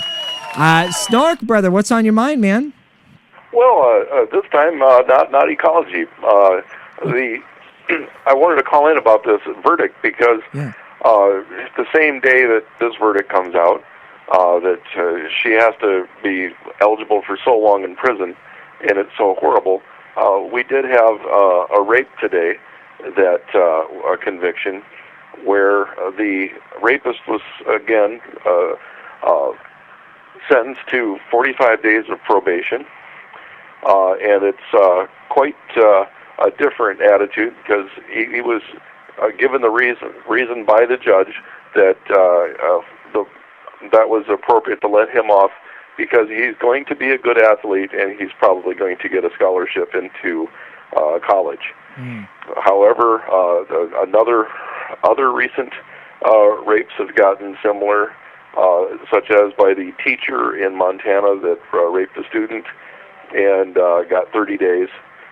And the Supreme Court today also said that if something's been done for a long time, that it's effectively a law. Not exactly their words, but the practice of a city hall giving prayer, violating separation of church and state, is not a problem to the Supreme Court since it's been done for a long time. Well, there's a certain term that a lot of southern states use all the time, so let's reduce the term African American back to 5 characters and start using that on documents and saving all that ink. Let's do a whole bunch of things that have been happening for a long time that aren't really right, but it's time to eliminate them as well and to stop using the reason that it's been done for a long time, so it's okay to continue doing it in the future. Once we figure out that it's wrong, we should stop it. That's all I had to say. I'm with you, brother. I think 2 points, if I'm picking up what you're putting down, 2 points. One is the punishment has to be proportional to the crime, and 2, oh shit, I'm having a Rick Perry moment. I can't even remember 2 things. The crimes do have to be proportional to the punishment, and I can't remember what else I was going to say. But is the first point? Was that one of your points, essentially? So? Yes, and that lately there have been an awful lot of rapes that are getting extremely small sentences, but just showing up at a protest, which is actually one of our rights in the Constitution, gets a severe sentence, and that the Supreme Court will probably not even help us in the future. Right. Scott, what are your thoughts, man? Oh. Hey, I'm just messing with you, huh? Well, it's exactly what Hedges writes in his article this week, where he says, it's futile to be anti-fascist while attempting to preserve capitalism. George Orwell wrote, "Fascism, after all, is only a dependent of capitalism, and the mildest democracy, so-called, is liable to turn into fascism." And sort of it speaks to volumes of what he says. I mean, the government, by ignoring the rights and the needs of ordinary citizens, is jeopardizing its legitimacy. And this is dangerous because when a citizenry no longer feels that it can find justice within the organs of power, when it feels that the organs of power are the enemies of freedom and economic advancement, it makes war on those organs. And those of us who are condemned as radicals, idealists, and dreamers call for basic reforms that, if enacted, would make peaceful reform possible. But corporate capitalists, now unchecked by state power and dismissive of the popular will, do not see the fires that they're igniting. And the Supreme Court ruling, of course, about this is in relation to his NDAA, is one more signpost on the road to dystopia. And it's a whole part of the fact of the matter that we've lost all aspects of our government, not just our elected officials, but our judicial system. And of course, it's the third branch. Executive, judicial, and legislative. Legislative, there we Congress. go. I mean, if you didn't, so now we've lost the third one. If you ever thought that we had 1 out of 3 left, because we obviously know Congress is bought and paid for, the White House is bought and paid for. Now we know that our judicial system is bought and paid for, and so we've lost all 3 branches. And I totally blanked on that because I've already written them off in my own mind. Yeah, they'll We've do lost that. all 4. Remember, Amen, brother. Yes. was supposed to be the media, Yes. which Right. was not supposed to be controlled by the government. Yes. Yeah, the fifth column, the fourth estate. Yeah, you're right. Excellent. Perfect. Good stuff, man. Snork, it's always a pleasure to hear from you, buddy. Our thoughts and prayers are always with you, man. And anytime you can contribute to the show, I would love to do another Snork Hour special at your convenience, man. And let's hook up soon and get together and make all that good stuff happen, buddy. Thank you. All right, Bye. man. We'll talk soon. Absolutely, brother. Thanks, man. On that note, it is time to, we can run to our last break here at the bottom of the hour. We'll come back. Skeptical Scott and I will continue the conversation. We'll take more of your calls, 503-746-TALK, and we'll also share our exclusive interview with the founder of Activate Hub, activatehub.org. Next, it's Filter Free Radio, unfiltered radical truth-telling, 503-746-TALK. We'll be right back. Filter Free Radio with Jacob Dean and Skeptical Scott, now streaming every Sunday, 12 noon to 2 p.m. Eastern at weactradio.com.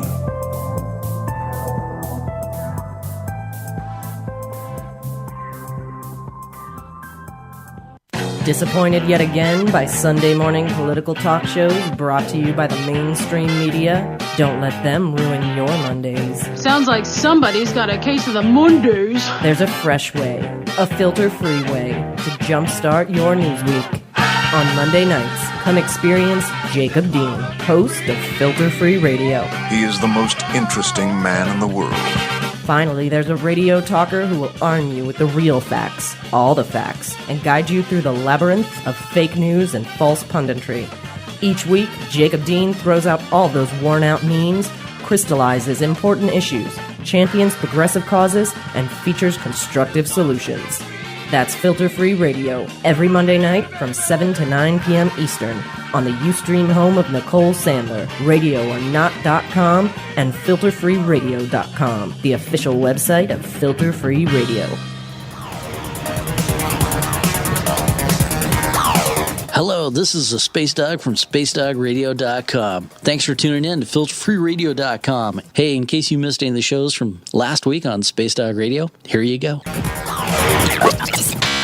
Air Occupy down in Ormond Beach, Florida. We have not forgotten about you. You guys are doing a lot of good work down there. Thanks, Air Occupy in Ormond Beach. You can find a link to them on Space Dog Radio. Mark Taylor Canfield with news from Under the Radar. Mark, thanks for joining us again on Space Dog Radio. Hey, all you space dogs out there. This is Mark Taylor Canfield reporting from beautiful downtown Seattle, where the big tunnel dig is a bust. There's no funding for the buses. And we just had our $15 an hour minimum wage national conference over the weekend. Today we got a special guest on, a consistent host on Space Dog Radio. The Winter Toad returns from Conrad, Montana. Winter Toad, thanks for being on Space Dog Radio. Hello, everybody. Always glad to be on Space Dog Radio. Yeah. What are some of the biggest political forces they're up against out there in Montana?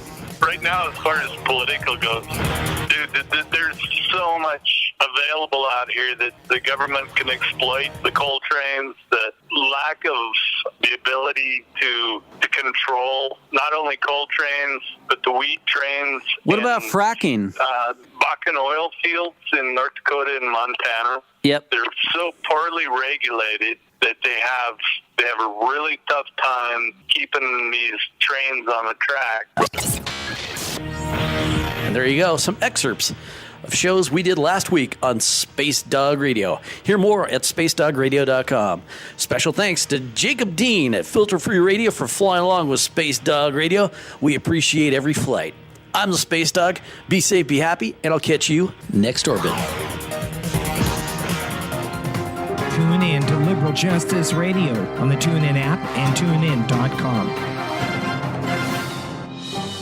Hi, this is Kenny Pick, founder of Liberal Justice Radio, and I wanted to take a few minutes to let you know about our schedule here. First and foremost, on Mondays, you can check out Jacob Dean and Skeptical Scott on Filter Free Radio, live from 7 to 9 p.m. Eastern. Jacob and Scott give you unfiltered news, opinion, and analysis on stories that the mainstream media won't touch with a 10-foot pole. It's a fantastic show that you won't want to miss. Then on Tuesdays, there's my show, Turn Up the Night with Kenny Pick.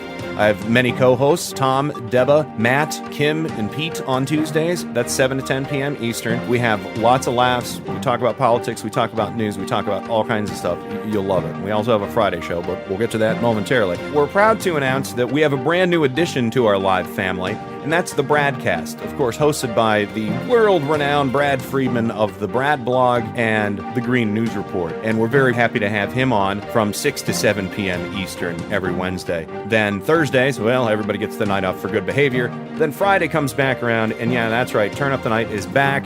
It's me, Tom, Deba, and Matt back for more fun. And again, that's Fridays live from 7 to 10 p.m. Eastern. Then Saturdays, from 7 to 10 p.m. Eastern, we have my good friend Adam Hebert with Mic Check Radio. You can check out him and his hosts, Rob and Wes. They talk politics, they talk geek culture, they talk science, and again, lots of laughs from those guys too. And again, that's Saturdays from 7 to 10 p.m. Eastern. That's when the shows are live. We encourage you to listen 24 hours a day if you humanly can. We would love that. That's Filter Free Radio, live every Monday from 7 to 9 p.m. Eastern. Turn Up the Night with Kenny Pick, live from 7 to 10 p.m. Eastern on Tuesdays. On Wednesdays, the Bradcast, live from 6 to 7 p.m. Eastern. Thursdays, we're off. Fridays, we're back with more Turn Up the Night from 7 to 10 p.m. Eastern. And then on Saturdays, it's Mic Check Radio, live from 7 to 10 p.m. Eastern. Nothing yet on Sunday, but you never know. We might throw a curveball. So please enjoy our live shows and the recent rebroadcasts that we run 24/7. And find out how to get in touch with us. Let us know how you're listening to Liberal Justice Radio and what you think of the programming and what you'd like to hear more of. Liberal Justice Radio on the TuneIn app and TuneIn.com. He was like a god walking amongst mere mortals. He had a voice that could make a wolverine purr. And suits so fine they made Sinatra look like a hobo. In other words, Jacob Dean was the balls. Welcome back to the show. Jacob Dean here in Portland, Oregon, filterfreeradio.com headquarters. And anything goes this episode, a little bit of everything. We're having fun. We're doing some news. We're taking your calls, 503-746-TALK. I just want to mention, I played that. I love the movie Anchorman. Ron Burgundy is a hero of mine. I finally actually watched Anchorman 2 last night with my girlfriend. And it was a great show. And come to find out, the premise of the movie is very interesting. Of course, Ron Burgundy hits rock bottom. I'm not going to spoiler alert the whole movie for you, but the premise is, why tell people what they need to hear when we can just tell them what they want to hear? And then, of course, he bursts back onto the scene doing a Fox News-esque show of showing you, the live police chase and stuff, and it was absolutely funny. It's a very funny movie. I'm not paid to mention it at all. I'm not paid to mention anything, but I wanted to mention that. And the premise of the movie is really interesting. There's more to it. There's a lot more going on there than first meets the eye, so good stuff. Because it's true. And what's that? It's funny because it's true. It's funny because it's very true. It's funny because it's so true. You get more ratings in the corporate news network, or you get more ratings, period, if you talk about fluff, and you talk about the pretty kitty video, and you talk about the live police chase happening right now. You talk about those things. But if you talk about what we talk about on this program, about how we're fed up with the status quo, about how we change it, about how we mobilize the people to get active, about how we cover activism and we cover dissent and we cover nonviolence, that resistance, we've got 10 people in the chat room right now. Actually, between both chat rooms, we have 18 people total, and I'm two of those people. I'm sorry I can't be in the chat room. I am running slow on this old computer with a poor Wi-Fi connection, and my internet does not load. I can only do one thing at a time right now, and that's Skype. Right. In case the NSA is wondering where I am. Without further ado, I've got a special interview, an exclusive interview that I want to share with you. We've shared bits and pieces of this, and the whole interview is available at our website at filterfreeradio.com. I don't believe we're going to have time for the whole interview here, but I want to play some of it for you for our friends who might have missed this. And this is Lindsay Crone Epstein. She's the founder of Activate Hub. ActivateHub.org is the website. And we will take your calls for the rest of this program at 503-746-TALK. That's 503-746-TALK. Check out this interview, and we'll take your calls on Anything Goes next. And on the line with us is a very special guest. She is the founder of Activate Hub, Lindsay Crone Epstein. The website, activatehub.org. And you can also follow her on Twitter at ActivateLinz. And also follow Activate Hub on Twitter at Activate Hub. Lindsay, thanks so much for joining us. Jacob, thanks for having me. Hi. Tell us, for our friends who have no idea and have never heard of Activate Hub, what is Activate Hub? Activate Hub is an action-based social network for social change. So it's an aggregated event calendar for all of the protests, documentary screenings, lectures, political debates in each city. And it kind of automatically populates with all these events so that you can find the organizations, events, and people that are making an impact in your community. Oh, wow. So you're essentially organizing, trying to really organize all of the activism that's happening. Absolutely. And I tend to identify as an activist, but I certainly hope that the users of our site, I would paint that with a broader swath, anyone who's interested in learning more about social political issues. So there's the people who want to tie themselves to a tree and stop the bulldozers from coming through, but also anyone who just wants to know more about how do these new healthcare laws impact their lives and how can they sign up, and what is Prop 8 or Prop 1, depending on where you're living, and what is the new legislation that we should be intrigued about. How do I go find out more about climate change and gay rights? So we're hoping for a really, really broad swath of the civically engaged. All sorts of events and organizations and venues, absolutely, and that's I firmly believe in, if we're going to create significant change, to the extent that we can create significant change, it's going to take all of us coming together and unifying and building that community, building that Activate hub, and giving the activists not only a place to come where they can share their events and share about, what they're doing and showing up in the streets, but also, like you're saying, learn and educate ourselves and educate more about the issues so we can, be more apt to go out and get active, right? Absolutely. I think that having issue silos has been such a huge hindrance to change amongst the progressive movement.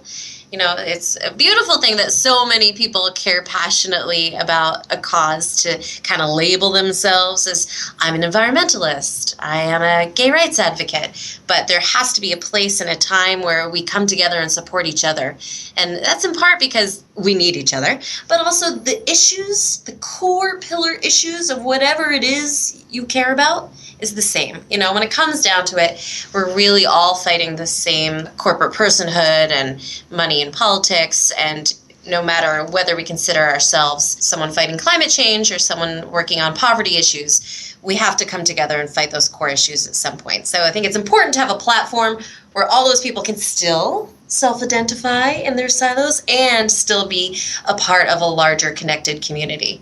Absolutely. I had a caller call into our radio show last week who wanted to talk about essentially this idea of, do you remember the pencil drop in school or whatever, when at a certain time at 1 o'clock, when the clock strikes 1 o'clock, everyone drops their pencils, stops what they're doing, and come together. And of course in school it's like read a book or something, but now we need to reorganize something like that pencil drop in society, where every Monday folks in North Carolina are stopping what they're doing and going and participating in Moral Mondays. That kind of pencil drop, come together unity. I think there's really something there and something behind that. But if folks are just joining us, we're speaking with founder of Activate Hub, Lindsay Corin Epstein. She's the founder of Activate Hub, the website activatehub.org. Lindsay, can you talk about how folks and everyone listening can actually use Activate Hub, and how we can come together and build community and use Activate Hub to do it? How can folks get on there and participate? Well, if you go to activatehub.org, there's a lot more information about the site. There's some demo videos on how to use it. There's ways that you can get involved. Strictly from a user standpoint, you click on the city, and within your city, you can start searching for events. You can filter it by topics, whether that's human rights, healthcare, or you can say, I don't care what the topic is, I just want to see a documentary or go to a lecture. So you can, as a user, filter by those options. There's a list of organizations, so you can see which orgs in your town work on specific issues. As an organization or an activist, you can sync a calendar. So you can create a listing for yourself, anyone can, and then you can just copy and paste the URL of your calendar, and all your events will automatically show up on our site. No way. So it's like set it and forget it, autopilot. Yeah. We tried to automate it as much as possible because we know that so often events calendars end up being dominated by those who have the financing to hire someone to promote events. Right. We really want to support smaller organizations and grassroots activists who don't want to have to think about, where do I go to publicize it? So we want things to be as automated as possible. So you can just sync a calendar, or you can add events directly to it like a wiki. You don't have to submit and wait for approval. That's how you can use it to promote your events. And then, of course, there's a multitude of opportunities for anyone who wants to get involved. We want to launch in more cities, so we're looking for curators who want to be a part of that. We're always looking for any support, be it development or financial. There's a donate button. Let's not overlook that. Absolutely, yes. Right at the top of activatehub.org, and I've got it open in front of me. And it's a great website. It's a fantastic idea, and I'll just share with listeners how I came about and discovered you, Lindsay, was up at the Progressive Radio Northwest Forum on March 26th in Seattle at Impact Hub. We were talking about, the future of independent media and the future of progressive media and all these things. And Mark Taylor Canfield was there, and Space Dog Radio was there, and folks of Progressive Radio Northwest putting on this great event. And then at the end of the event, we opened up the mic to everyone there and a question and answer period. And you hopped up and jumped on the mic and said, "Time to organize, guys. Let's get together and create the Activate Hub." And Lindsay, you got the first applause of the evening from the crowd. So, and we at that point were already talking for like an hour and a half. So I'm just saying, it was good stuff. And then I was like, well, I've got to talk to you, and I've got to get her on the air and talk about this. So this is why, I wanted to have you on in case folks were listening. But it's kind of amazing how often I hear. I mean, every time I go to an event, a progressive event, of course, if I'm at a documentary screening or a protest or a panel, consistently across the board, every event, I hear the need expressed. Why is it so hard to get involved? Why are all these different organizations not working together and coming together? Why can't people find the ways to get involved and use their time in meaningful ways? So we built a platform for it. Again, we're speaking with founder of Activate Hub, activatehub.org, Lindsay Epstein.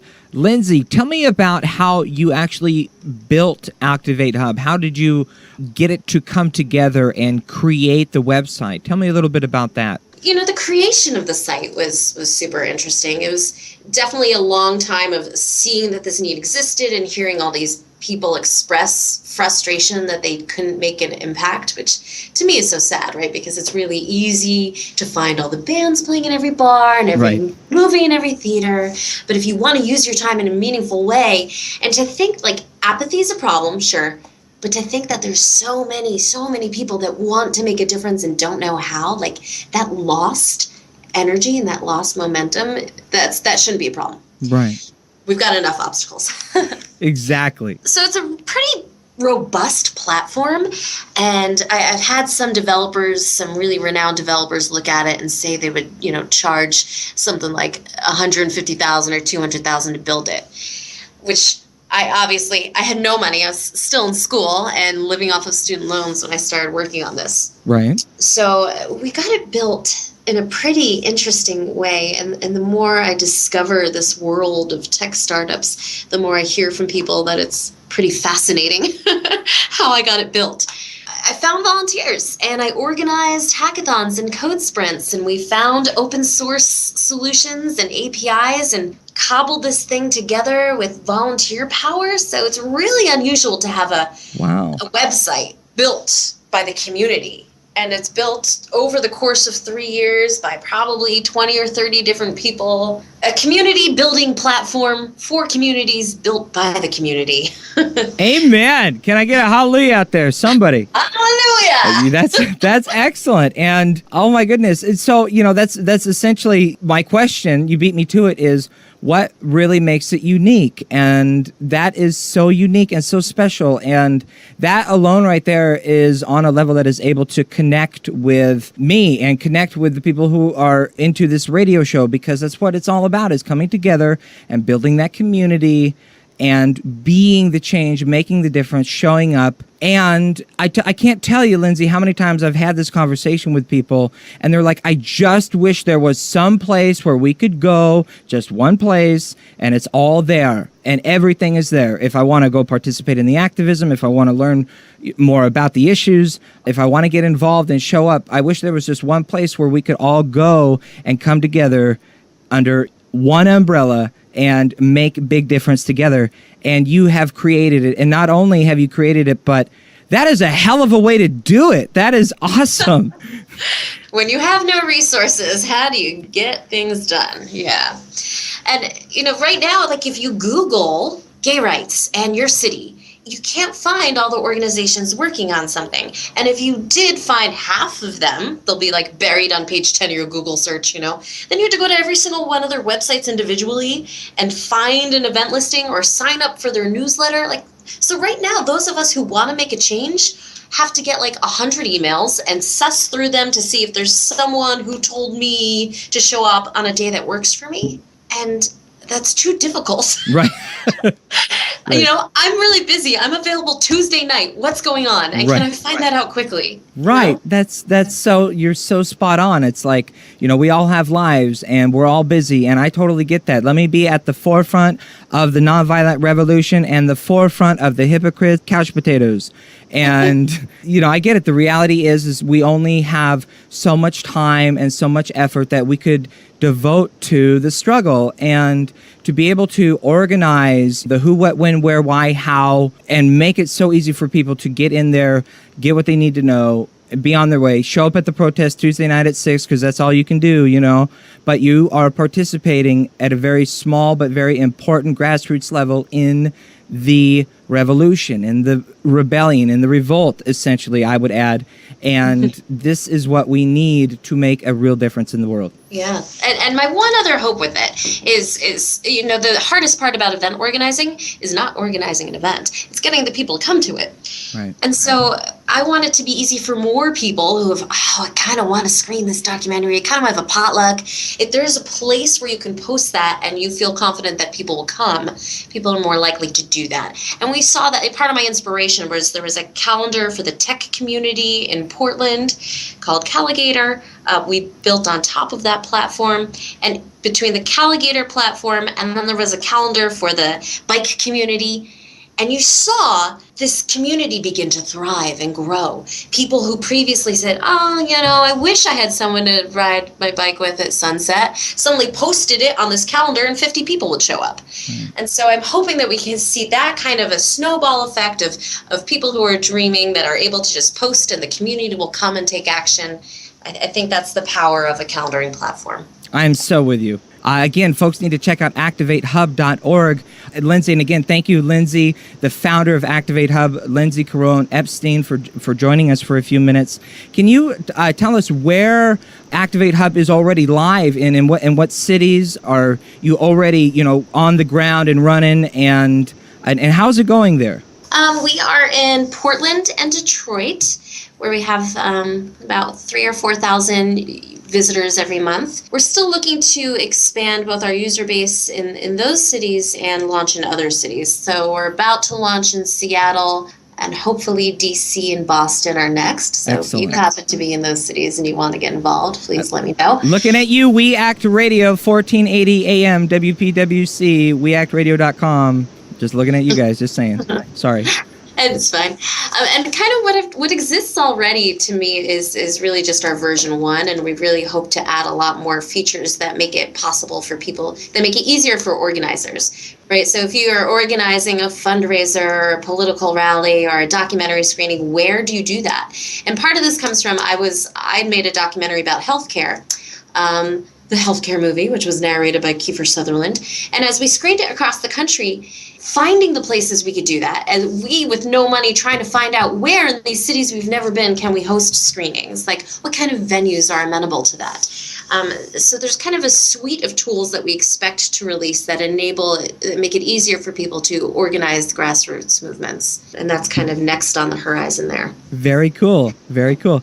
How can folks help you help Activate Hub and help this grow and become a big thing and a big reality and make real significant change in the world? Help us empower ourselves to be that change. Use it. And there's so many ways you can do that, whether you're just searching for events or commenting and sharing and liking. Of course, it's unfathomable to me how important social media is in spreading the message and helping it grow. And that sounds sort of silly, but absolutely. Anytime you can spread the message, whether it's email blasting or liking and tweeting, the more users we have, the more easily we can get funding. Right now, it's an entirely volunteer effort. If you would like to join that volunteer effort, fantastic. But really, we need to get funding to make it a sustainable and scalable thing that really has an impact. So in our quest to acquire funding, the more users and the more active it is, that's a significant help to us. And of course, you can get more involved by going to Activate Hub and contacting me. Excellent. ActivateHub.org is the website. The founder of Activate Hub, Lindsay Carone Epstein. Thank you so much for a few minutes of your time. Is there any other way for folks to check out the website other than ActivateHub.org, or is there anything else that we missed that you want to mention? If you want to go directly to see a city calendar in action, because the Activate Hub site is more informational about what we're trying to do. So to see a city calendar directly, you can go to activatepdx.org or activate313.org. That one's Detroit and Portland. Perfect. Lindsay, thanks so much for your time, and keep up the good fight. Thank you so much. Thanks, Jacob. There you go, friends. Had to share that one with you. I think it's very important for all of us to come together and support each other, support the Mark Taylor Canfields of the world, support the Nicole Sandlers of the world, support the filter-free radios of the world, and we can all do it together. I want to wrap up final thoughts on this Anything Goes episode by saying, go Portland Trailblazers, bring it on San Antonio, ain't got nothing on this.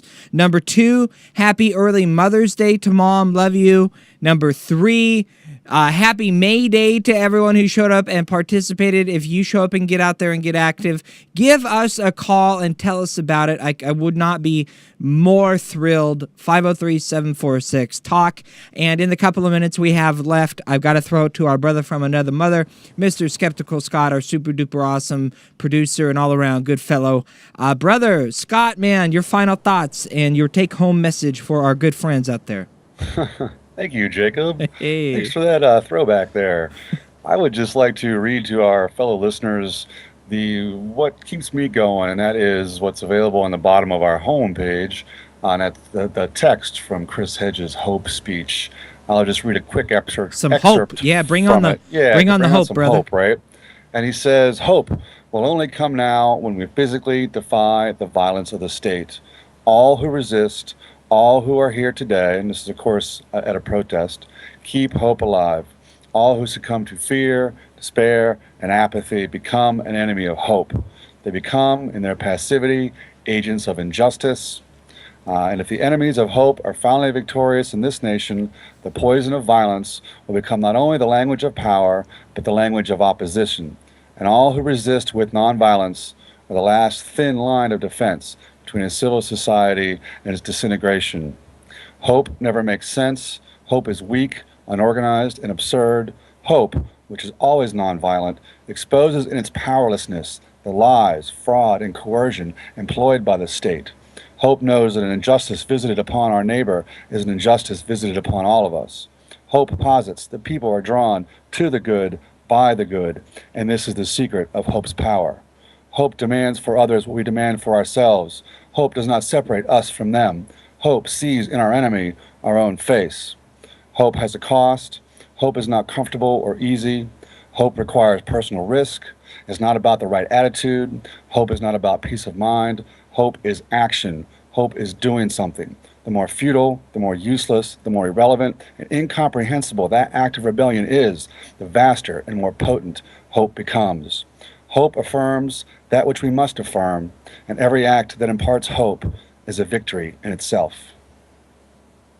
Hey, where's my thingy for that thingy? You the man, dude. You get the final word, you get the final say, and it's always a brilliant one. And this is why you are at the top, the first and foremost of our thank yous of people who make the show possible. Our super duper awesome ass producer, co-host, kick-ass all around, my brother from another mother, Mr. Skeptical Scott. Love you, buddy. Thank you. Go Blazers. I'm sorry about the Rockets. Maybe next time. Okay, on that note, got to thank everyone who makes the show possible. Hey, thanks to Mark Taylor Canfield for calling in with the May Day update. Thanks to Snork Y2K for calling in on the comment line. You can still make your comments heard at 503-746-TALK anytime. Thanks to Nicole Sandler for syndicating us on RadioOrNot.com. Thanks to Kendi Pick for syndicating us on Liberal Justice Radio, soon to be Indie Media Weekly. Check out IndieMediaWeekly.com. There's a link to it on our website. Thanks Thanks to Kevin McLeod of Incompetech.com, Dano of DanoSongs.com for music production. Thanks to our webmaster, Shano. Thanks to you, our friends and listeners, folks in the chat room, spreading the word, helping us grow. This is how it happens. Bottom up, grassroots, we need your help. A very big thank you to JD Fishin, my official puppy sitter, without whom I could not be doing this show. So it comes back to you and me participating, getting active, showing up, being the change, making a difference. Let's get out there and do it, because words are just words until we put those words into action. Check out filterfreeradio.com. Much love, y'all. Filter Free Radio. There's a time when the operation of the machine becomes so odious, makes you so sick at heart that you can't take part. You can't even passively take part. And you've got to put your bodies upon the gears and upon the wheels, upon the levers, upon all the apparatus, and you've got to make it stop. So give me something to believe, 'cause I am living just to believe. And I need something more to keep on breathing for. So give me something to believe. The revolution will be broadcast Monday from 7 to 9 p.m. Eastern. Filter Free Radio.